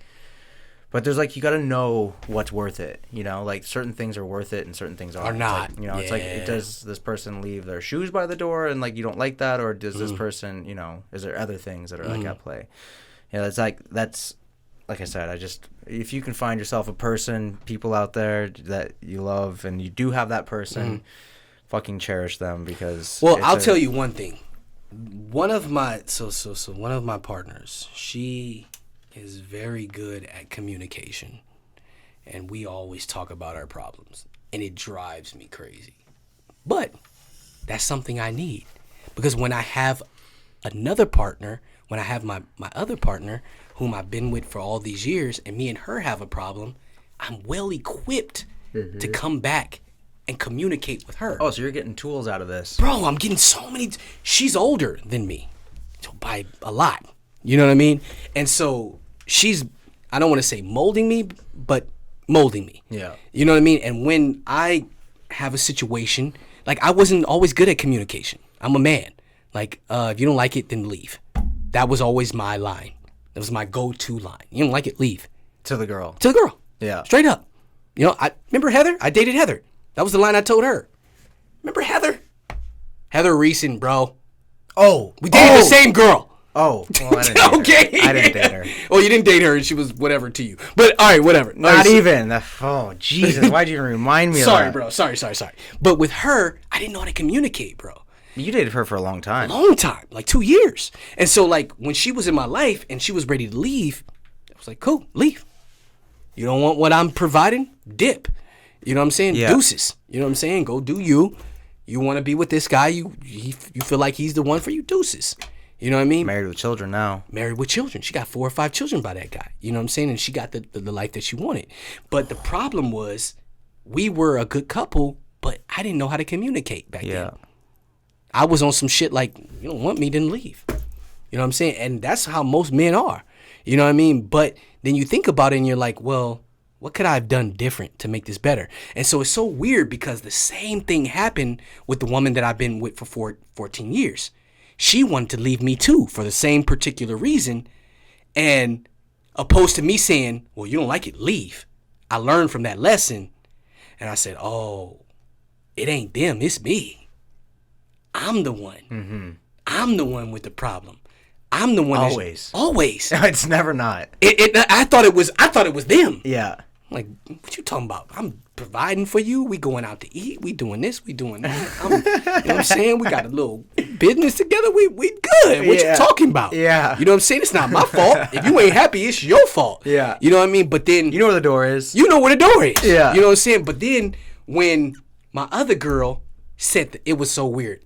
They were in the same spot. They were in my house. I was living with Johnny Jeruzzi. I had my bathroom.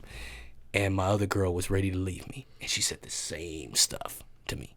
It was like line for line. She was like, where are we going with this? what are you trying to do? What are we doing? We've been together all this time. What's going on? And the first time, my response was, well, you don't like it, then leave.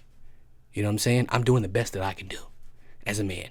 And I'm an alpha male, so alpha males pretend, we be that way. You know what I mean? And what's her name walked out the door. And right before she walked out the door, she said, you're not going to stop me? And I'm like, nope. Damn. You want to leave? Then leave. You know what I'm saying? And the second time came around. So now you don't say that. Oh, no. Oh, no. No, I don't want to lose my girl. She's been my girl for 14 years. I don't want to lose her. This is the last thing you said. It's the last thing. So, oh, baby. No. No, don't leave. What can I do to fix this? That's you know what I'm saying? You know what I mean? That's because how it goes. If you're smart, yeah, that's how it goes. If you're dumb, you continue to keep making the same mistake. Same pattern. You same pattern. And then you're alone. Yeah, you're alone by yourself and you're figuring out, well, why don't I have a beautiful girl by my side as I build an empire? Yeah. Well, because you're a moron. That's why. You don't learn from your mistakes. You know what I'm saying? It took me one time to see that. And I was sitting there, I was at my desk and I was working. And I'm like, ooh, this is deja vu. Holy hell. Over and over again. Yeah. I'm like, no, don't make that same mistake. Yeah. You don't let her walk out this door. Just about to mutter it, and you're like, yeah, man. And I think that it's very important that, you learn how to love your woman unconditionally. I do believe men can love a woman unconditionally, but I don't believe that women can love a man the way that we want to be loved. I don't believe that. I think that a woman can only love a man as the way a man wants to be loved. The only way she can love that man is if it's her son. You know what I mean? Because think about it. A woman will call you up. 1 minute she's in love with you, full blown in love, and then the next minute she'll pick up the phone and say, "I'm not in love with you anymore." How is that possible? Mm-hmm. For us as males, we can't think that that's even possible. Like, what do you mean? You said you love me. Now you're not in love with me? Yeah. How does that work? You know what I mean? How do you not in love with me anymore? You loved me a month ago, but now you're not in love with me? Oh, but I got love for you.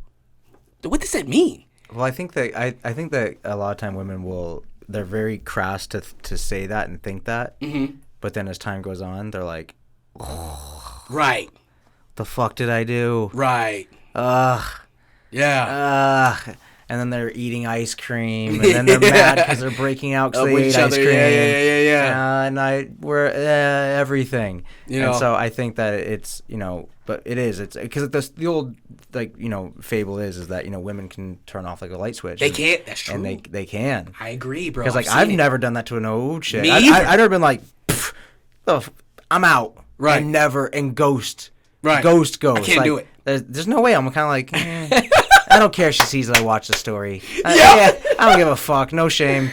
Yeah, so it's like, that shit's real. Like, it's so real. Dude, like, honestly, like, when, I don't even care. I'll even tell you. But when Angel and I first met, like, we kind of both kind of came in hot and heavy. And I came in on so strong. I was like, I don't give a fuck. I found a unicorn. I'm fucking putting a saddle on this thing. I'm riding to the moon. Boom. So I came in so hot and heavy. And so she was kind of like, yo, what the fuck? Like, what the hell? Like, I don't know about all that. Like, you're saying way too much. Like, you're being way too over the top. Over the top. And I'm like, nah, no, I'm not. Like, this is how you act. Like, when you finally see someone that you really like. Mm-hmm. And but she just kind of was just like, no, like, we can't do this. And like, she was kind of like, she was responsible. She was kind of like off. She was like, and I was like, yo, what the fuck? And then I was just like, man, I'm not gonna watch her stories. It was so hard. So hard. Dude, I lasted like 4 days. Bro. 4 days, and finally I saw it pop up, and I was just like, fuck it. Like, let her see I saw the story. Let her see. But dude, that's like our new dynamic of language. For real. This person didn't answer my phone call, but they watched my story. Yep. Like, dude, all this shit. Like, what the fuck? Read my message. Dude, left me unseen. Ugh. Dude, I've been exactly where you are. I was involved with this girl, and she kind of like snatched me up, and I was like involved and so like enthralled, and I'm like, why are you watching my stories but you don't like me no more? You don't want to fuck with me no more, but you watch my stories, and it's so weird. You're right. I think that men, this is my opinion only, but I think men attach more difficult. It takes us more time to attach, and it takes us more time to unattach. Detach. And I think that women can attach quickly, but they can detach just as quick. Yeah. Because I've been with girls that like, I'm thinking everything is amazing. And the next thing she knows, she's like, this is not going to work. I'm sorry. I found somebody else. Or, and you're like, wait, what? You found somebody else? We were just rocking. It was just good a week ago. It was just with your family. And and it was all good. We was just having the best sex of a lifetime. Yeah, this morning, and now you're done. And there's someone else. There's someone else. Oh. You found another guy. Or you don't see me in your future, so you're going to move on and do something different. So, like, I definitely think that women... They're built that way. They're only built to really love. Evolutionary. Their goal is to protect their offspring. Mm-hmm. If you two were to have a child together and someone came into your house to rob you and there was a gun drawn on you and your child, she would jump in front of the bullet of her child, not you. Am I lying? You're totally lying. I'm lying? You would jump in the bullet for him over your child? We both would be jumping in front of our... But you don't have the both option. You don't have the both option. It's you. Take the child. It's the child or Brett. Who's it gonna be? Brett. Okay, well, you're different. I'll give you that. You're different. But most women are going to jump in front of that bullet of their child. Yeah. It's their offspring. They gave birth to that kid. Especially most relationships out here, Hampton relationships. Facts. Hampton or a ghetto relationship, whatever relationship. The woman's main goal, scientifically, not what we think, what we will do, scientifically, is to take care of their offspring, make sure their offspring can give more offspring. That must have been a weird test. It's a weird test, and I don't knock the woman for that. That's what she's supposed to. Yeah, no, 100%. I mean, that's she's supposed to take care of her offspring. If you go in the wild in Montana, facts, and you see a grizzly bear and her cubs, what's she gonna do? What that grizzly bear gonna do? Oh, you're in big trouble. You in big trouble. Even if you're not doing nothing.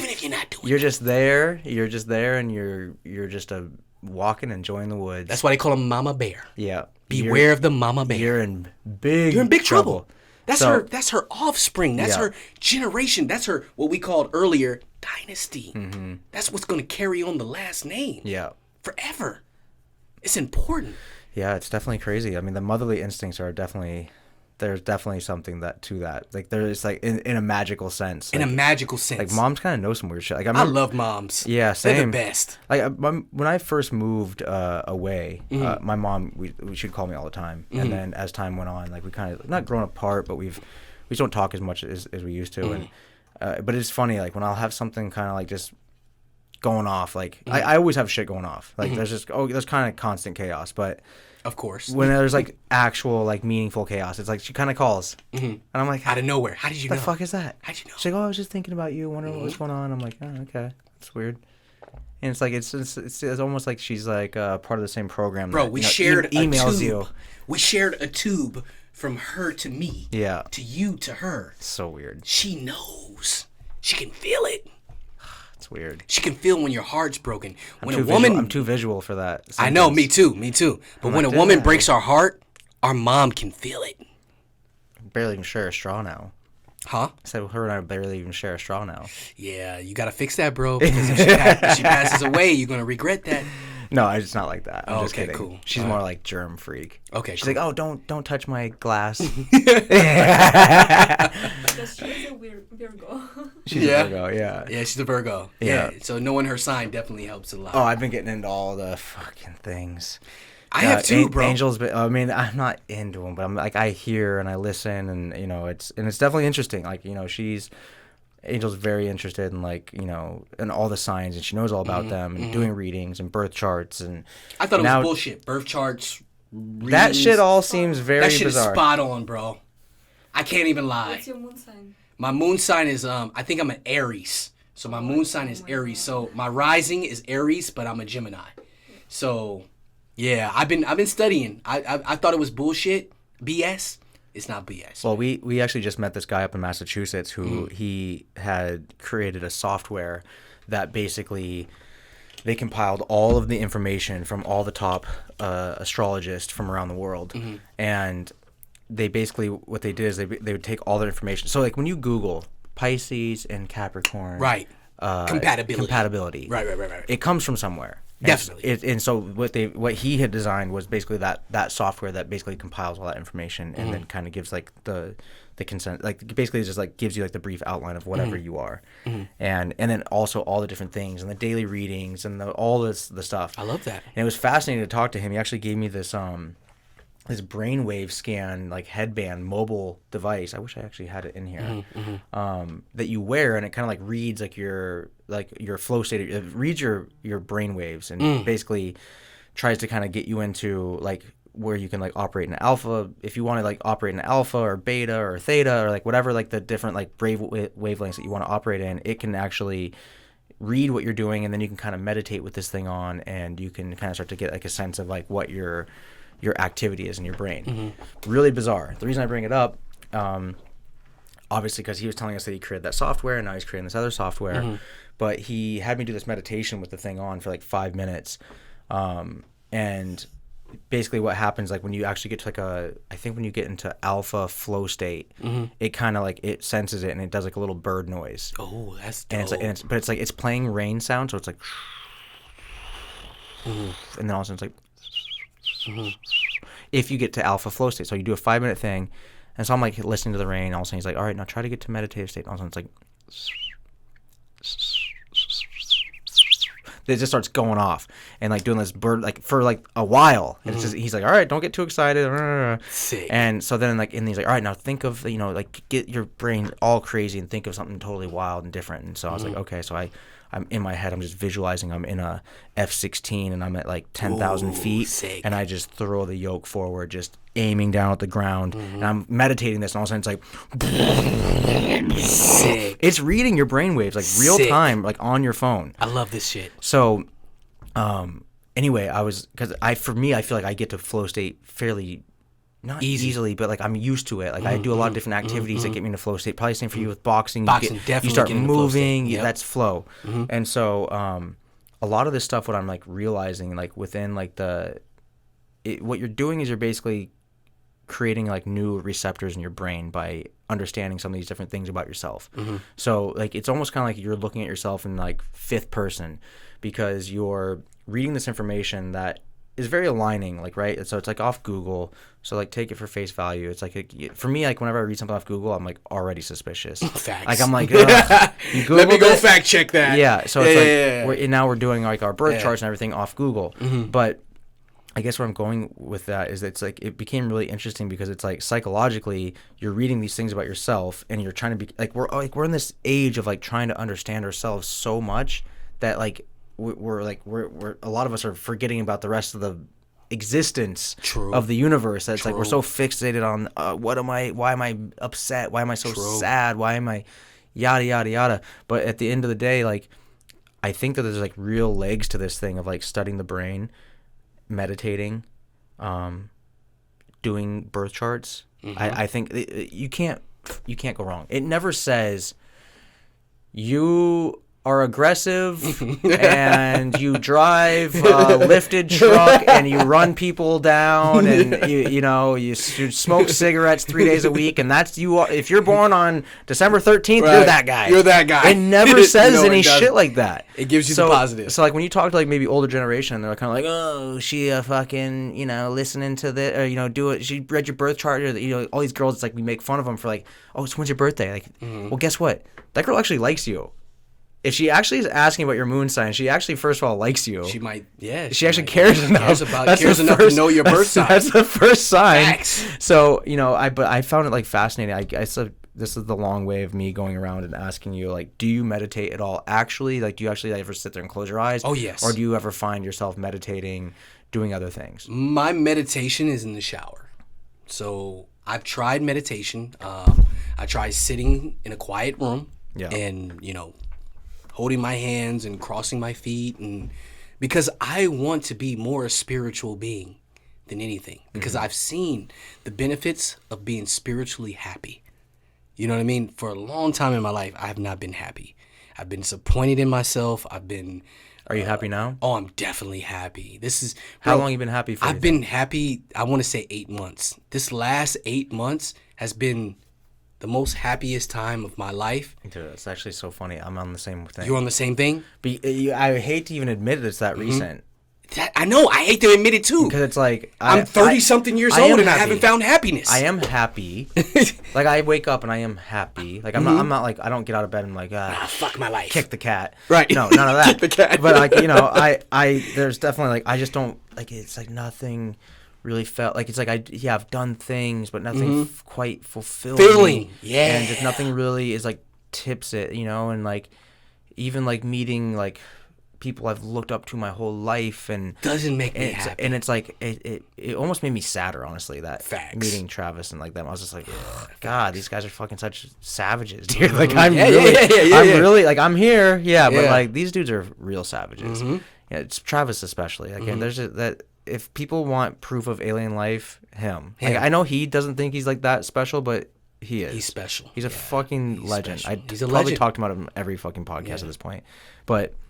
Yeah, it's like, it's probably fairly recent for me because same thing. I had years of just kind of like struggle and just like within myself, and then I had other people in it with me, and and kind of just like wallowing around in it, and it's like all the while trying to be successful, and it's just like how did I ever think that I would be successful with that mentality? Yeah, that's what I'm thinking That's nowadays. the dumbest shit. That's the dumbest shit. Ever. It's so dumb. And I'm like, oh yeah, I've got my own company. Yeah, I'm an art. Yeah. Meanwhile, no. I'm not even happy. Miserable. Fuck. On the surface, you think I'm happy. Yeah. But deep down inside, I'm dealing with demons. Yeah. And so I don't know. I share that because I think it's important for people to hear. Like a lot of people do know me as like being like happy. I've never ran into you not happy. Yeah, and I am happy. Like I'm not totally bummed, but like I could be better. And I don't know if like does that make me bad for feeling that way? But no, it doesn't, because I feel like I talk to so many people that you think they have everything, and they feel the same exact way. And I hate to even attribute it a little bit, but a lot of my happiness does come through like obviously myself and like the tribulations that I've seen through to the other side. But fuck, man, if you have a good relationship. It makes so much more. It makes the world so much more better. I heard this guy on a podcast the other day talking, and he's just like, "Yo, like it was on Joe Rogan, of course, but it was with Russell Peters. He's like, "Yo, that girl saved my life." Facts. And I feel the same way because like I feel the same way. Yeah, like I honestly, the power of a good woman in your life is fucking everything. The power of here's the thing, because we're or person, a person, good partner, a partner. Because the thing is, we are entrepreneurs. We're cut from a different cloth. We're not like everybody else. You know what I mean? For an example, I don't like my old lady to ask me how my day was. Yeah. I'm eating crap sandwiches probably 90% of my day. Yeah. I don't want you to ask me how my day is when I come home. If I tell you how my day is, it means it was a good day. Yeah. I made $2,000-$3,000 and everything's okay and everybody's paid and the business is going up. Yeah. If I don't come home and I'm not talking about my day, please don't ask me about my day. It takes a certain caliber of woman to date an entrepreneur. These women are unicorns, as you said earlier. A regular woman can't date an entrepreneur. Yeah. It's not in their DNA. Yeah. They need attention. They need time. They need affection. Yeah. They need all these things that entrepreneurs really can't give you all the time. Yeah, it's true. Because we are building an empire. Yeah. That we hopefully can share with you one day. Yeah. You know what I mean? And so, like you said, when you have a partner in your corner, like my partner, she don't ask me how my day is when I come home. She asks me, you want something to eat? You want something to eat? Are you hungry, baby? Yeah.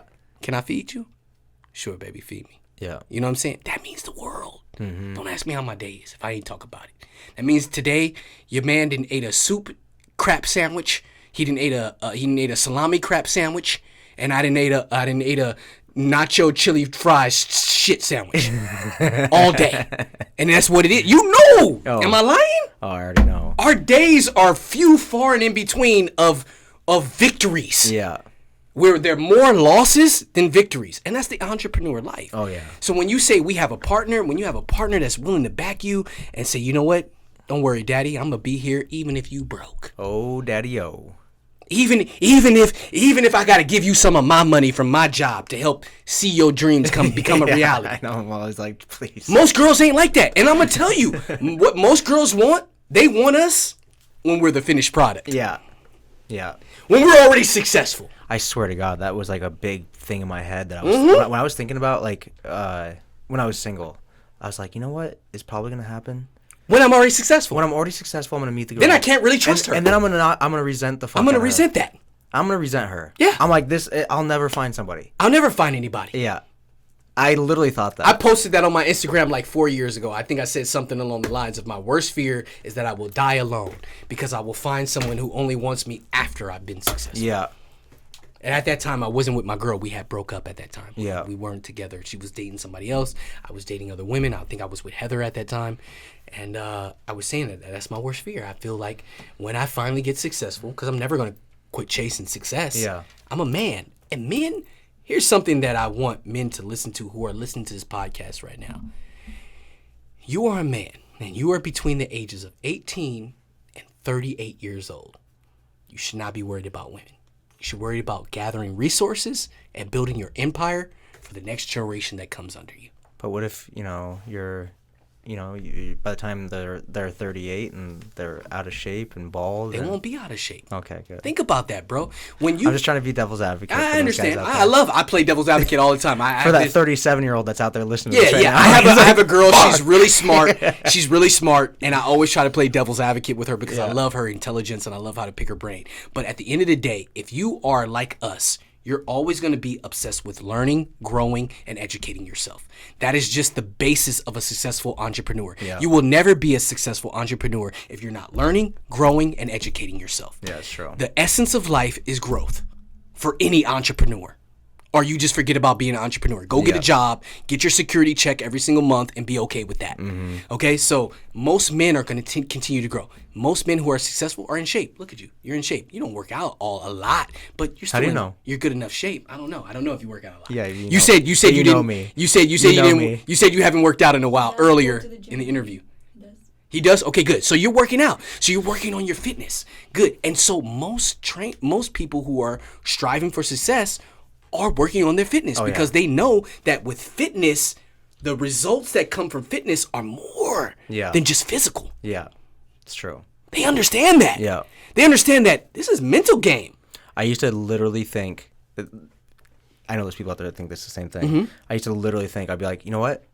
Being like not in shape, being kind of fat, keeps me humble. I used to say that. It's like, oh, that shit keeps me humble. That was an excuse you I'm were like, selling yourself. I'm like, you guys get me with an 8-pack? Be the biggest douchebag you ever met. You know? But I do think that there was some truth to that. Like literally, like it did keep me humble because it's like you're like, yeah, I was about to be the guy at the boat that looked like I owned the boat. Right. You don't want to be that guy. You don't want to be that like, guy. oh, I got the shirt on. I'm like, hey, come on, get in the Come hot on, tub. You're man. like, yeah. They're like, why Who you wants to come on my boat? Yeah, like why you get in the hot tub with your shirt on? Yeah. You're like, no. Yeah. It's I like- knew this guy who had a boat, but he never used to be able to get girls on his boat. He's always That's hit me up. every guy with a boat. Every guy with a boat. Every fucking hey, Jay, guy with a can you bring boat. some girls on the boat? Dude, how many times some have I girls on heard the that boat? fucking thing? Like, bro, how come you can't get no? Because you're fat and you're overweight. Yeah. That's why. But he's 'Cause got you the ain't boat. But he got the boat. He got the money. Balance of life, baby. Balance. No, it's all about the thing that we Facts, haven't bro. talked about. We're talking about being entrepreneurs, But we haven't talked about the there's a balance. big old balance. Let's of talk dance. about the balance. Yeah. Let's talk about the balance right now. So now in my life, at the age that I am, I'm learning balance. I have this girl. Her name is Danielle Franz. And she said one of the most important things that changed my life. She said, Jay, as long as I've known you, you've never spent any money on yourself. Because I was talking to her, I was like, yo, you think you could reach out? Because she's a really big social media marketer. She's got contracts with like Jeep and Mercedes-Benz, and she runs her social media. And I'm like, and I'm talking to her, and she's like she's a companion, and she loves me like a brother. And so she tells me, Jay, since I've known you, you've never spent no money on yourself. You always spend money on your business. You always spend money on this for the business to grow and this and that. But your happiness is an investment too. And you need to learn how to take your life and use it like an apple pie. Divide it up. This is my happiness. This is my business. This is my love life. And so I took her advice and I said, okay, well, what are my 5 pillars of life? Health, wealth, love, happiness, and spirituality. And so now I divide my life in these five pieces of pie. And I try to dedicate some type of effort. I'm not going to give every single effort. I'm not the most brilliant person in the world that got it all figured out. But I try to put a little bit in health. I try to put a little bit in wealth. I try to put a little bit in health, wealth, love, and spirituality. And I try to invest a little bit. And with that, she taught me that it's okay. So for now, right now, I bought myself a 2022 Indian Chief Dark Horse for my birthday. What's that? It's a motorcycle. It's a white boy motorcycle, too. It ain't no Gixxer. You know, I used to have the Ducatis. Well, that's what I was wondering. Yeah, I used to have the Ducati. Yeah, I rode the Ducati for many years Wait, until so you bought an Indian? I bought an Indian. Wait, Scout. what does it look like? It looks like a bobber. Oh, okay. It's a white boy bike. You know what I mean? When did you get this? One of them. When did you get it? I just bought it just now for my birthday. So I'll have it in about 6 weeks. No. Yeah, man, for my birthday.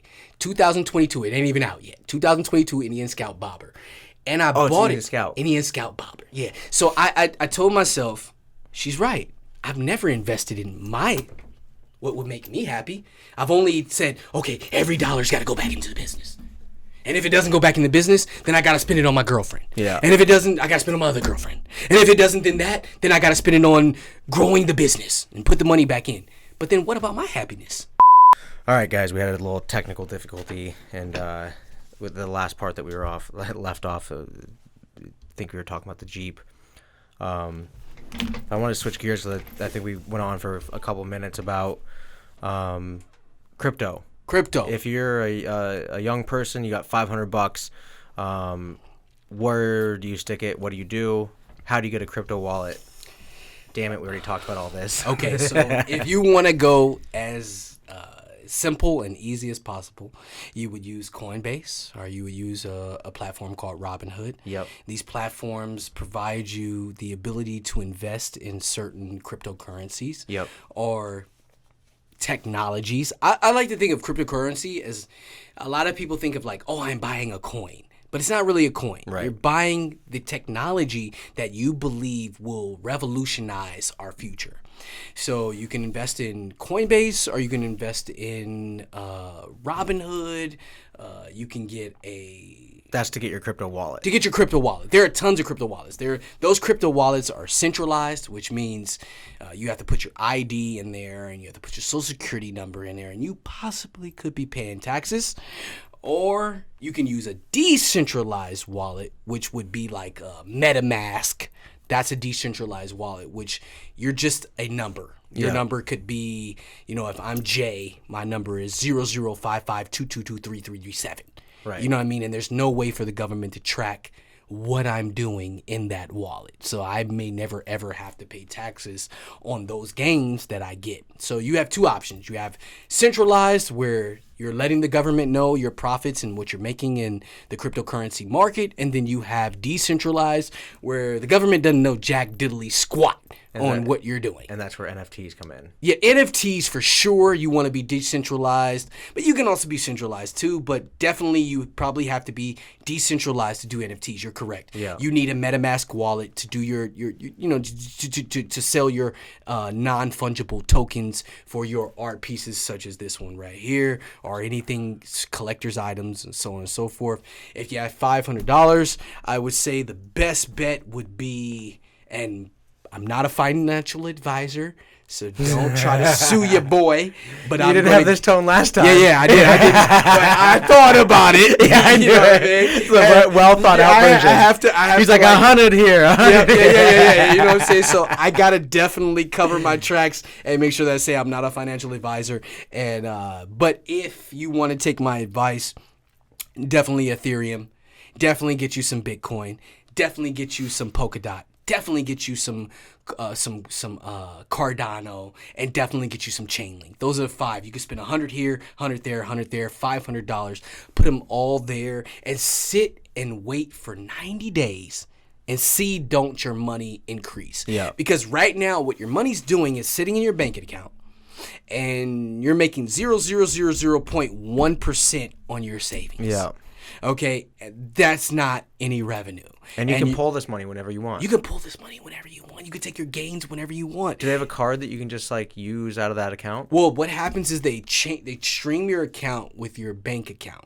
So like right now, let's say like I took my income tax check and it was $1,400. I didn't need it for to survive. Yeah. So I put it in the market and I bought Ethereum with it. I bought $1,400 of Ethereum and I bought it at about $950, I think it was, at the time when my not my income tax, my what is that called? Stimulus. When my what's his name? What's the president right now? Biden. When Biden gave me that Biden money. When he gave me that Biden money, I took that money, I put it in the market. And right now, as you know, Ethereum, I bought Ethereum. I spent $1,400 on Ethereum. And Ethereum is trading at damn near $4,200 right now. Wow. Today, it's at $3,800. But I've definitely made significant profit. And it's up to you. You can take the profit out, leave your investment in, and continue to make more profit. Yeah. Or you can just keep it in there and let it bubble and create compound interest, which is the ninth wonder of the world. Yeah. So that's pretty much my go-to 5 hitters. I'm not a gambler, so I don't buy cryptocurrency and trade every day. That's not my style.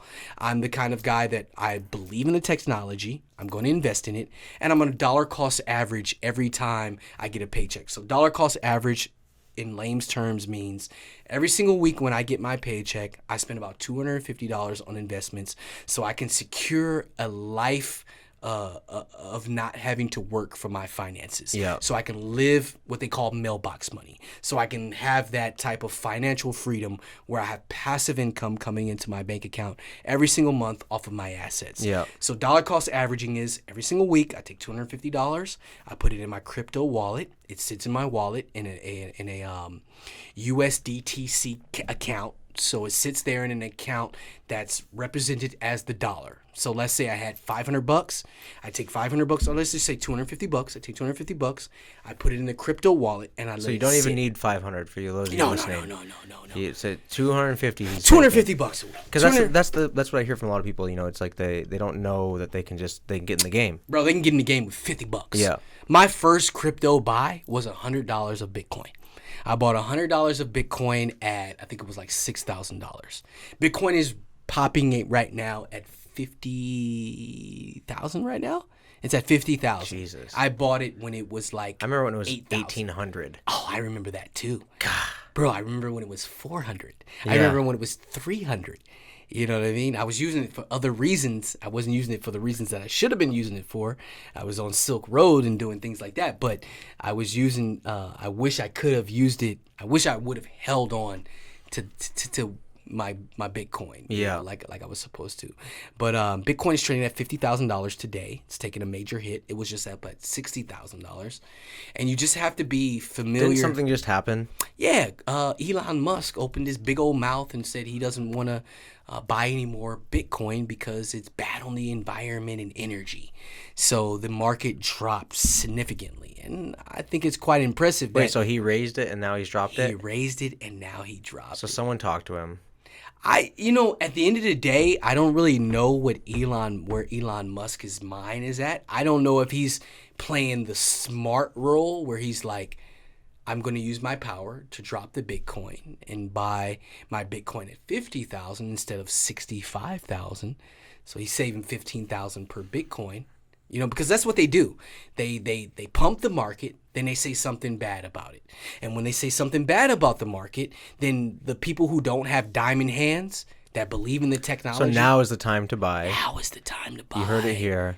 Now is the time to buy. It's $50,000. You want a little bump. You want that bump. You're never going to be able to buy Bitcoin. It's actually at 48. I just looked right now when we were in that little break. It's $48,000. You're never going to find it at $48,000 again. So has it had that big of a drop in years? It has. Oh yeah, it has. It's dropped. That's just the market. So it's influxed a lot. It's influx a lot. It's what they call what do they call it? They call it it's damn, what's the word that they use? It's volatile. And the reason it's volatile is because we're trading 24/7, 7 days a week. The market only trades 5 days a week. Right. We're trading 24/7. Wow. You can go to sleep, and China can do some stuff, and you wake up, and I've woken up and my crypto wallet is 4 or 5 grand up. Really? You know what I mean? And then by the time it's 5 p.m. Eastern Standard Time, my crypto wallet is maybe another 2 grand up, or it's like 3 grand down. They're trading all day. Yeah. That's the difference between the young man sport. Young man sport demands more of your time. The old man sport, and regular traditional stocks and bonds, it's very slow. You can work your ass off all year to only get 7% return at the end of the year on your gains. You know what I mean? But in the crypto market, you can make 7% in a couple of minutes. Yeah. You know what I mean? If you pick the right racehorse. Yeah, totally. And you have your money in the right place. But yeah, definitely Cardano, definitely Polkadot, definitely Bitcoin, definitely Ethereum, definitely and definitely Chainlink. Those are holders. Yeah. You know what I mean? And when you're thinking, that's the kind of trader I am. I'm not a trader that wants to gamble with my money. Yeah, I know a lot of guys like that. They're on it every single day. I'm not with that. I don't have time for that. Yeah. I'm running 3 businesses right now. I don't have time to sit down in front of a computer and trade stocks all day. And I'm not knocking the guys that do. That's their full-time career. But that's not my career. Yeah. You know what I mean? Yeah, I don't know how they do it, honestly. Even if that was like your one thing, it's so stressful. So stressful. So, yeah, I don't know. I like tangible activities as well. But I am interested in making some NFTs and... you should, bro. All of these are NFTs. Yeah. This is an NFT. Yeah, I know. It's definitely an NFT. I really do think it's the way for art. And I think it's the way of the art just based on the fact that residual income can come from your art from a non-fungible token. I'm 100%. But my biggest fear is that galleries are going to find a way to finagle themselves in as a mediary of the situation. Because right now this gets rid of galleries. It gets rid of galleries and forever. And fuck them. Fuck them. Honestly. Fuck them. Honestly, for real. Like it's to me. I'm curious because I see some guys make a couple moves. I don't even want to say too much because I see what they're doing, but it's like everyone's just got to weasel into everything. Let people make their money. But that's the thing. They want to make their money, but that's what I'm saying. That's the problem. Make your money. Go. I'm so over the thing is that our generation and the generations before us have not really respected and taken care of the artist. Yeah. The way that they did back in the Renaissance days. Back in the days, an artist was somebody really special, and it was somebody who you respected. It was somebody that you knew was a leader of culture. You knew that was someone who created history for all of us to follow. And it was well respected. In today's time, people kind of look at artists as like, oh, they're a dime a dozen. Or they'll clout push the certain ones, and then basically behind closed doors, even the ones that are highest on the clout, they're not being treated right. Artists, musicians, painters, dancers, every single person is being, you hear the stories. So I'm happy to see the galleries. But that's because they don't control their finances. Yeah. And they don't have NFTs. But now that NFTs are available, the ball is in your court. Yeah. This art piece that we're looking at here can be sold for, in the NFT market, it can be sold for, let's say you put it up on the auction on OpenSea for $4,000, okay? It's $4,000. And you set the OpenSea retainer for 10%. So every time this art piece is sold, after it's already been sold for, let's say, 20 grand, it goes for 20 grand. And the next time it builds up equity and it's sold for 25 So grand. now you're getting a piece of the secondary market. Now you're going to get a piece of the secondary market. Yeah. And then when it's sold again, you'll get another piece of the secondary market. This ruins and upsets disruption. It disrupts the market for art and for the people who played the middleman. Yeah. Because now you can do all that on your own through a smart contract. And the smart contract makes sure that you get paid on time. Yeah. So you don't have to sit around and call the agency and be like, hey, I know you just sold my art piece for $30,000. Where's my money? Yeah. The smart contract is automatically going to put that money in your bank account. No humans involved. Yeah, it's a no-brainer. It's a no-brainer. It's a no-brainer, dude. That's crazy. It's a no-brainer. So what about the actual original art? Can somebody still own that? Yeah, definitely. The people can actually own the original art, and I believe I've been coaching. I've been working with rappers and videographers that record rappers. And what we like to do is, what I like to do is teach them is how to sell their art in pieces. Okay, so you want to break your art down in pieces. So let's say we have this art piece here, and you're going to sell this art piece as an NFT. You're going to have a version where they get the physical version, and of course they would pay more for the physical version. Yeah. Then they're going to have, maybe you'll have 50 versions of the digital piece, and you're only going to make 50 copies of the digital piece, and you're going to sell those too. And then you're going to sell a version of the physical and the digital piece. You're going to sell that for another price. Then you're going to scale down, and you're going to sell this particular piece as a smaller version, maybe a desktop version, for a digital piece. And that way, let's say the first piece was $30,000 for the person who can afford the actual physical piece. The second piece that you're going to sell is, maybe it's $40,000 because it comes with the digital and the physical piece, which only had 50 copies made. And then you sell the next version, which is only digital only, and you sell that version for maybe $5,000 each digital version. And then the next piece, you sell that as an NFT, and you only sell the creation of it, the video of you actually painting it and doing it.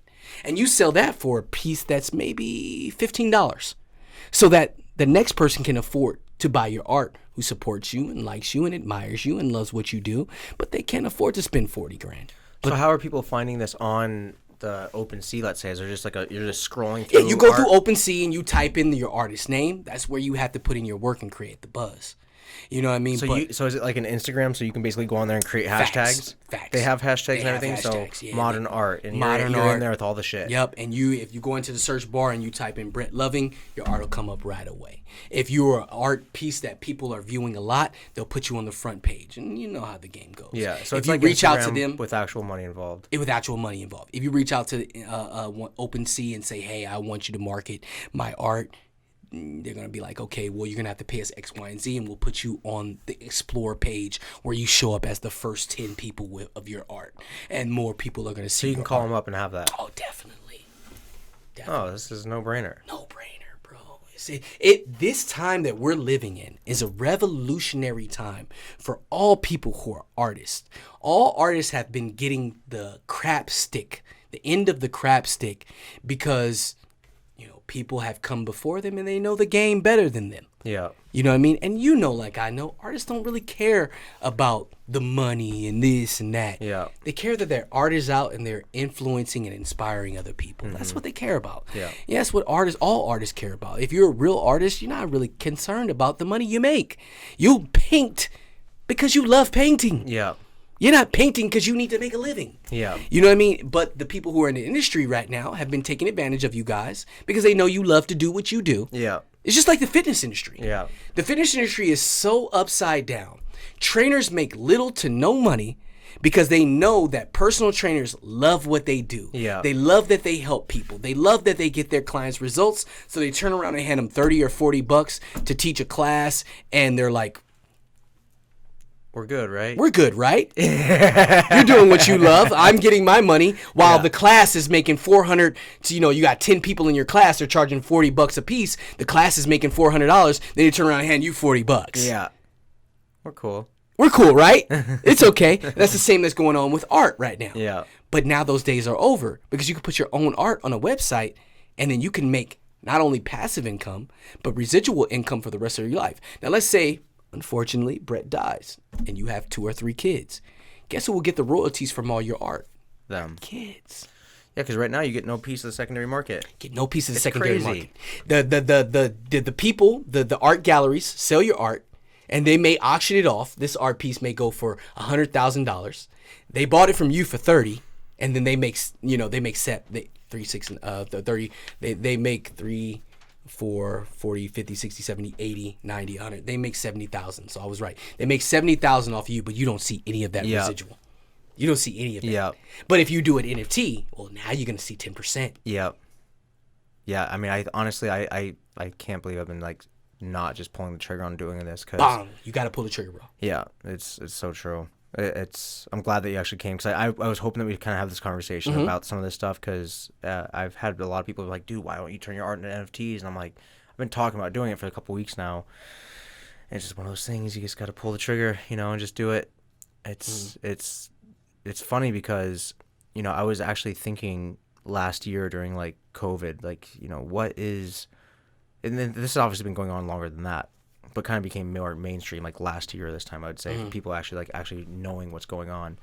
But I was thinking, I'm like, we're so stuck as artists? Like if you're out here, for example, and you want to be an artist that shows in galleries, not even just to be an artist that shows in galleries, but that's how people see your artwork. Like, yes, you can throw your artwork online, you can throw it on your Instagram, and your audience will see it, but it's tough to actually really get it out there in the world, Like, I don't have a huge following, so it's like that. Even if I did, though, I don't think it would be the platform to be trying to move art. It's not. So I agree. So it's tough. Like, which route do you take? How do you? It's crazy that literally there's just this thing that you can make your whole reality happen with your own self, just with your phone. Yes. And you're not paying anybody 50%. Yes. That doesn't do shit for you anyway. Exactly. I think the best route to take for artists is to every piece of artwork you create, before you drop it on social media, where they're going to capitalize off of your art and sell ads to people who like what you present on your social media, you drop it first as an NFT. Yeah. You know what I mean? And the thing about NFTs that I want people to understand is that you're not marketing to the same audience that you're marketing to on Facebook or Instagram. You're marketing to an entirely different niche that is into buying NFTs. I wonder if there must be like agents for this shit. There isn't. That's like a whole new thing. It's like, there isn't. And I'm trying to be an agent. I have an agency right now. Right now, I'm only working with videographers who work with rappers. Oh, so this is actually a thing. Oh, I'm working with videographers who are rappers. That was not even a layup. Yeah. I'm trying to work with artists. I'm it's my second here, business on the side. That's literally what I'm thinking. I'm like, dude, I need somebody that could take all this art and just do it for you. Yeah, and just do it. Because right now it's very complicated and very tech nerdy. Yeah. And everyone's speaking tech babble. Yeah. And so the people who don't understand the market as well as someone who's a super nerd into crypto and DeFi and decentralized financing and all this stuff and using terms like non-fungible tokens. If I'm trying to have this conversation with what's the girl from Hilton, Paris Hilton, she's not gonna understand what the hell I'm talking about right now. So she's gonna hire somebody like me that's going to be able to put her thing on OpenSea. So is there agencies that exist like this? There are some, but they're not big, and they haven't blown up yet. Yeah, that's a move. It's a move. That's a definite move. It's a definite move for anybody who wants to come. Have you been getting traction from the songs? I have two people who I work with. I work with a guy named One Take, and I work with another guy named Gear, and I put their NFTs on the market for them. They don't have anything. They don't have to worry about anything, and I just make a measly 3% off of whatever they sell. Yeah, and I'm okay with that. You know what I mean? Because the way I see it is, has it proven to be profitable? It's definitely profitable because people are buying these NFTs. They understand. So they're buying them. Yeah, because they know that it right now. If you're the first person to do something that no one's ever done, in a couple years, it's going to be profitable no matter what. Yeah. No matter what, you're the first person to do this. You're the first person to make an NFT. So when you drop it and someone buys it and they hold it and they wait until NFTs are the talk of everyone's talking about, you're going to be profitable. Yeah. Like right now, Beeple, he's a super profitable. He made a NFT every single day for 15 years. He made a digital photo, a digital piece of art. Of 15 years of time. Yeah, 15 years of working, just every day making a photo. And his shit, he's a billionaire now from his NFT artwork. Okay? Yeah, because that Instagram account is epic. All digital art. All digital art. Nothing but digital art. Wow. So things that take 5 to 10 minutes to create. You see what I'm saying? And so then how are people, so it becomes basically like a big bank account for people. Facts. Because now you're just trading money. You're basically just trading these Facts. things. And so people are. Bank account, or you can call it a whole life insurance account. You know what I mean? If you die, all of that art goes through the roof. Wow. See, this is why it's important. Wait, so these people are then they're trading it back and forth. Back and forth. Yeah. But also for the purpose of trading the money. Also for the purpose of trading the money. But it's also a good thing because when you use an infused NFT, so it's infused with Ethereum, and let's say you infuse this with Ethereum, and Ethereum is trading at, let's just keep math simple for those people who can't count that much. Man. Ethereum's trading at $100 per ETH, and I bought this for $100.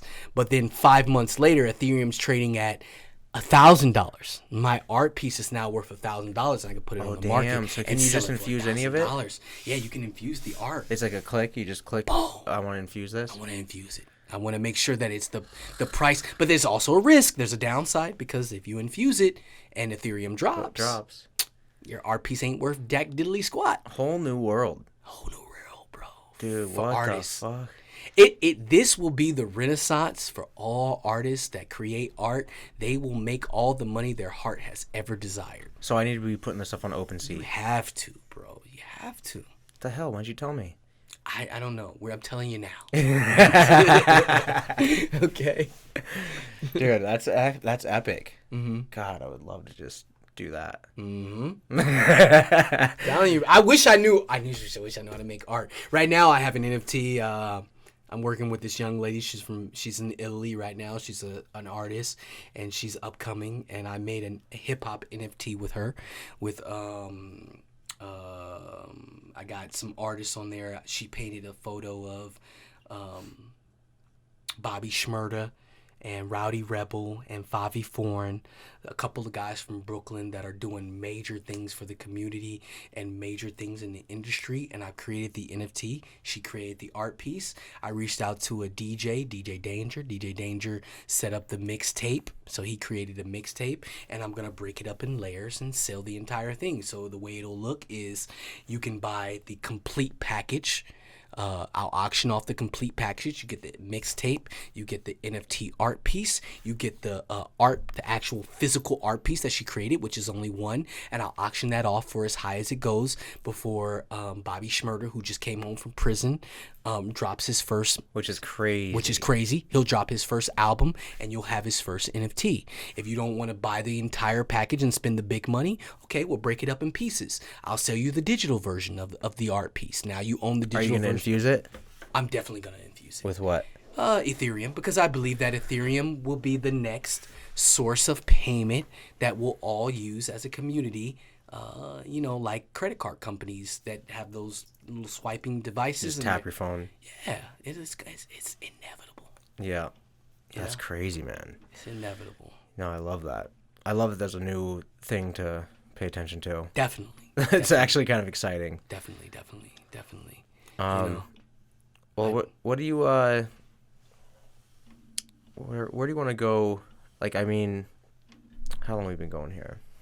I just want to check in on this thing. Okay. I don't want to have another situation. All right. Used the entire camera battery. It's out? It was 100%, yeah, it's out. All right. Yeah. How much time we got left? I just want to make sure it didn't shut off. Okay. I'll finish it up. What else do you want to plug? And, like, what else do you want to... Yeah, what do you want to finish on? Well, I definitely want to... We should do a part 2. Because, no, we should do another one. Because, honestly... I'm down. Because I got really big things happening. I just signed a really big deal today with a company called Future Stars. That deal is going to change my life for the rest of my life, financially. I'm really excited about that. What is Future Stars? It's a program where they run camps for children, and they run camps to a different demographic. So a demographic who wants their kids in a program 5 days a week for 3 hours a day. And I just closed that deal. So Untamed is now partnered with a company called Future Stars. Awesome. Where I'll be offering a camp program for kids. They'll be able to come from 9 to 12 from Monday to Friday. Signing another deal in a couple of weeks with Bridgehampton, where I'm going to help their camp program and also provide to the at-risk youth in the Bridgehampton community who cannot afford these programs that are being offered every year, but because they're not in the tax bracket and their parents can't afford it, I'm going to provide them services to help them be able to come take those classes as well. So I'm pretty much offering my services for free. Right.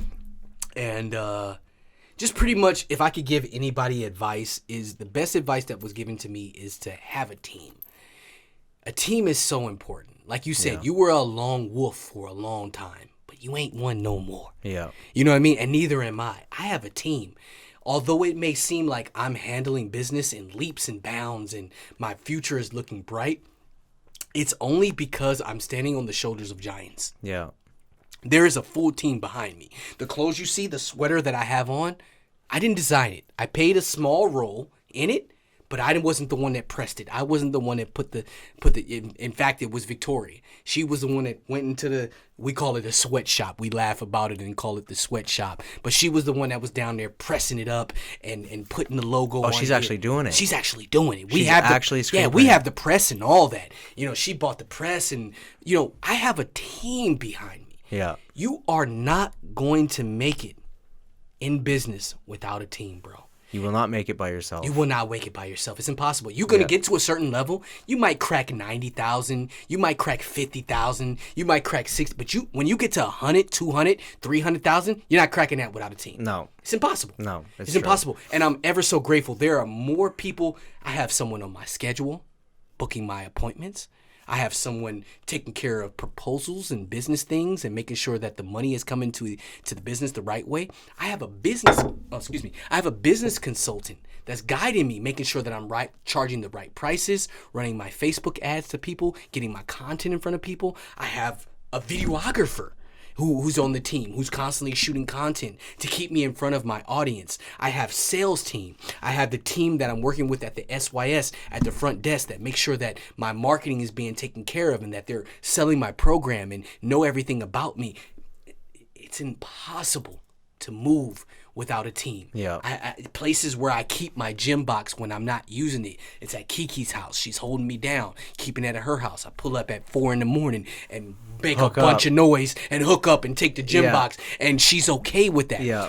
None of this is possible without a team. Yeah. My success is not possible without my team. That's why when I was in the newspaper, I made sure that they got a picture of every person. The people who weren't in the picture was because they couldn't be there. Right. But I reached out through text message to everyone, even the people who have paid the prices that I asked them to pay to push my program to the next level. I asked them to be there at the photo shoot for the newspaper because it wasn't built by myself. Yeah. And if I can give any advice to anybody who has these grandiose ideas, you're not going to be able to do it by yourself. I know you think you can, and I know you because you're an entrepreneur and you make something out of nothing, but you must have a team. Your team must believe in you. Your team must have faith in you. You must be a good leader, and you must constantly educate yourself to keep your team consistently believing in you. Yeah. And that'd be the best bit of advice I can give. It's not done on your own. Yeah. And that's for sure. No, I think that's really good advice. I mean, honestly, I've felt that too. I mean, having a good team behind you is so important. And you know, you can really impair yourself by trying to be iron will. Yeah. You know, and it's tough because I've influxed as well, the same. You know, it's like I've been lone wolf, then team, then no team, then team, and then now down to super light team, like the light duty team. But on a fundamental base of really powerful stuff, honestly. I mean, the people that I do have right now are just, they're so solid. So when you're saying that, I'm like sitting there thinking to myself, I'm like, I've had a team, but maybe the team members weren't the right team members. Man, that's your fault. Yeah, you know, and it's like you want to blame them. Nah, it's your fault. But it's on you. Ultimate alpha male will always say that it's my fault at the end of the day. Yeah. And it's ultimately, you know, looking at both sides. It's like, you know, to build a team. Because I used to have a team, and the team was good.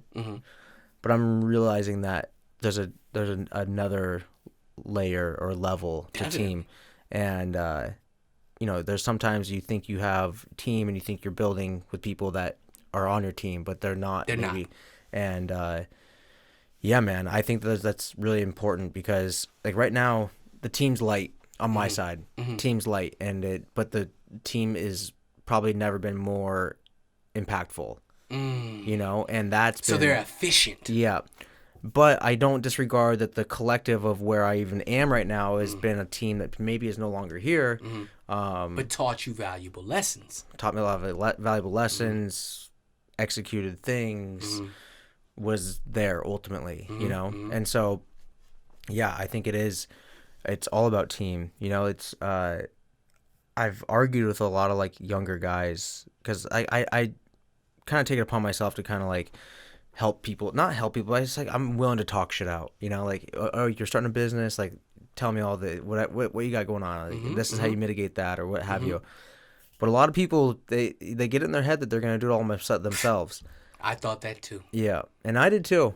You know, like I was like, oh, this is me. This is all me. It's all me. But I could do this. And that was really early on. Like once I started this excavation company, there's so many specialty skilled people that you need. Probably the same thing for you. You got people that, you know, that you can't just have someone up there just, you know, punching the bag with weak wrists, you know, rolling their wrists on the bag. Right. Facts. You know, so it's I mean, it's so important, and ultimately, I've seen you giving respect to your team on a regular basis. Like when you talk to people, when you're online, you're giving respect to people. You're shouting them out, and no, I respect that.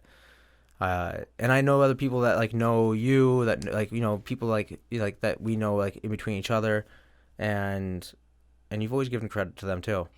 And so I respect you saying that, man, like honestly, because and you've said a couple of things here, like, and I know it's like it plays back to me, but you know, even just you acknowledging being up on the billboard is awesome. Facts. You know, like this, bro, it's an inspiration to see each other grow and succeed, and make moves, and be here now talking with one another across the table. It's just like, even look in your eyes, I'm just like, dude, like you're still the same Jay, like in some ways, like when I first met you, but you're also like, you're evolving.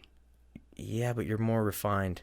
Thank you. Yeah, you're more refined, and like your approach and like how you talk, and because like, dude, when I used to talk, when you and I, okay, within the two chatterboxes get together, and we're like, pfft, and then after we cured cancer, we're gonna go over here, and we're gonna do this other thing. It's a little unrealistic, but everything we've talked about today is so within the wheelhouse of reality, and not even close to being like, you know, hypothetical. No, it's like, this is what you guys heard today was real life, lived out stuff.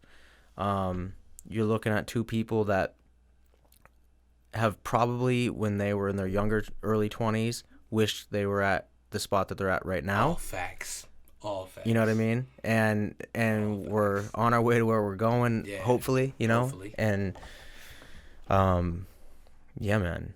I honestly think we should do this again, because I think that you and I can talk about a multitude of many things, and like even right now I'm like, should we dive back into Bitcoin? Let's make some NFTs online right now. Right, let's get it going. We're gonna do a tutorial. Yeah. I definitely can teach how to do that. But I encourage everyone to check out. You had an awesome newspaper article at the Southampton Press. Yeah, Southampton Press. Yeah, and then Express, and Sag Harbor Express, Newsday. You're Newsday. Yeah, man. They all picked it up. They picked it all up. Oh, Newsday's epic. They did it up. And I actually got picked up by another, I can't say what company, because I signed a non-disclosure. NDA, yeah. Yeah, I signed a non-disclosure. And but I could possibly be on TV if I make the next cut for my GymBoxx idea. So I'm really excited about that, and I hope that does pan out, because even if they tell me no, even if they say no to me, I'm looking for I at least got to go in front and talk about my idea and let them shoot holes to my stuff. No, I'm in it right now. You're part of the process. I'm in the third process. I've made it to the third category. So I got one more category. If I make it to the fourth category, I'm in. I'm on TV, and I'm gonna do the do, but I can't say it because I signed a non-disclosure. I'm gonna do the do. Okay. So I don't want to lead on. It could be anything. Okay, it could be a YouTube channel, whatever. I don't want to say that I'm doing anything, but they have reached out. I am in the process, and I do hope that I get it, because not that I'm not even really concerned with the money and what can happen to me, but I'm really concerned to go up in front of people who know business Yeah. and shoot holes through my stuff. Yeah. Tell me where I'm lacking. You know what I mean? Tell me. Eat it. And then eat it. And then go back to the market and be like, all right, I'm going to make my business better. Yeah. Because this person told me this, and this person told me I wasn't covering this. I'm hoping that when I get there, and if it does happen, I'm hoping that when I get there, I'm so on point that they're like, yo, this kid's sharp. Yeah. He knows his shit. He knows his numbers. He knows his cost to acquire a customer. He knows his average dollar cost average. He knows his lifetime value of a customer. He knows his cost to acquire a customer. Like, I want to be that guy, and I'm just hoping that I actually get that opportunity to do that. And even if they make me look bad, I'm hoping that there's lessons in that. there's lessons in that, man. Oh, God, don't you love those ones? I love those. And I'm hoping I can at least get to that point. Good old concrete sandwich. Because right now, I think that the GymBoxx is the ultimate way for any personal trainer to make a significant amount of revenue. That's why I'm willing to teach anybody. I've helped Antoine get his. I helped a guy up the island named Terry get his. They got him. Yeah, they got him. I helped another guy in Florida get So theirs. they're doing it. They're doing it. Antoine has a GymBoxx. He's about to launch this summer. Damn. Yeah, he's not playing. So they're out here. They're out here. I don't care. I'm not, like I said, I'm good. I'm making money. I'm finding success. And I know. So who fabs these things? So you have to go to another company to help them build it. But in my opinion, you don't need that other company. I spent way too much money with the other company building it. The one that I'm building right now is less efficient. I figured out how to build a GymBoxx by going there, putting my credit on the line.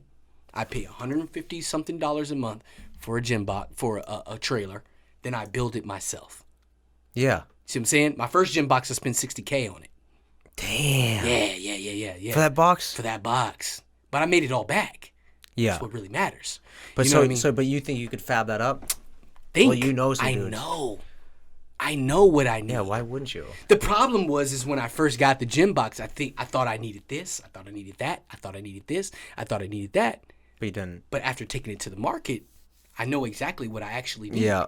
And so I can go back and sit down. As of right now, I'm the only person with the roadmap to how to do this successfully and to do it for the lowest cost.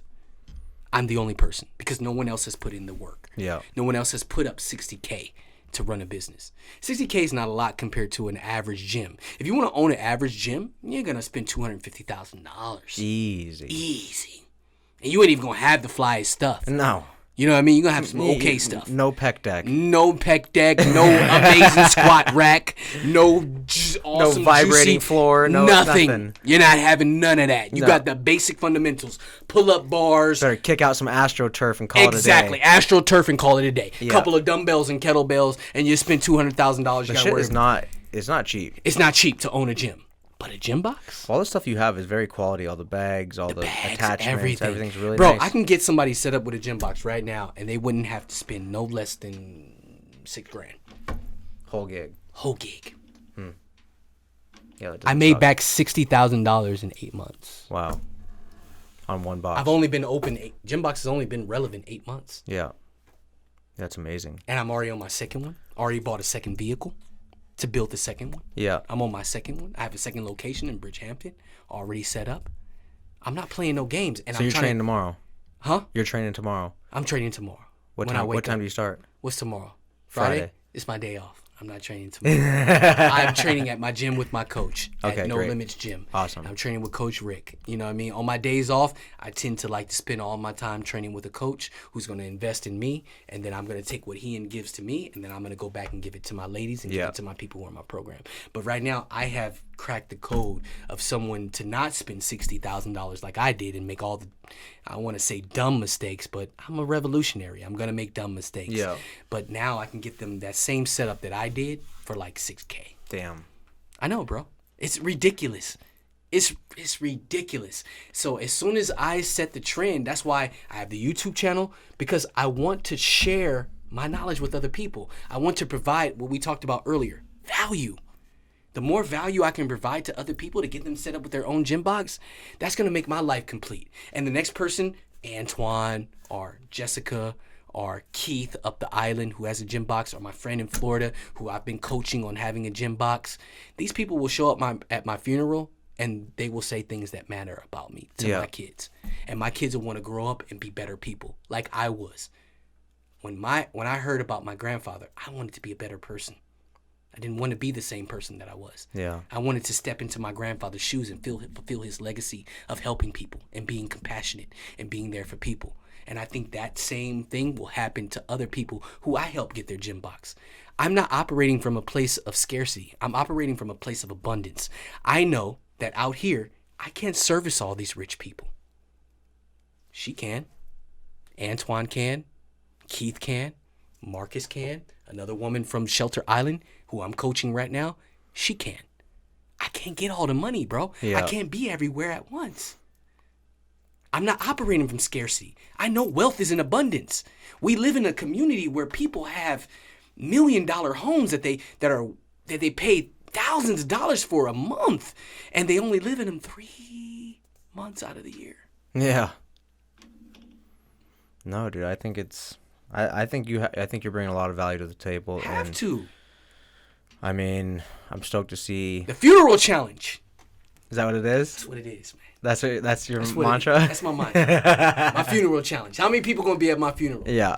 Talking about me in front of my kids. Yeah, I've thought about that before. Funeral challenge, baby. Yeah. You know, that's what it's about. I'm going to die.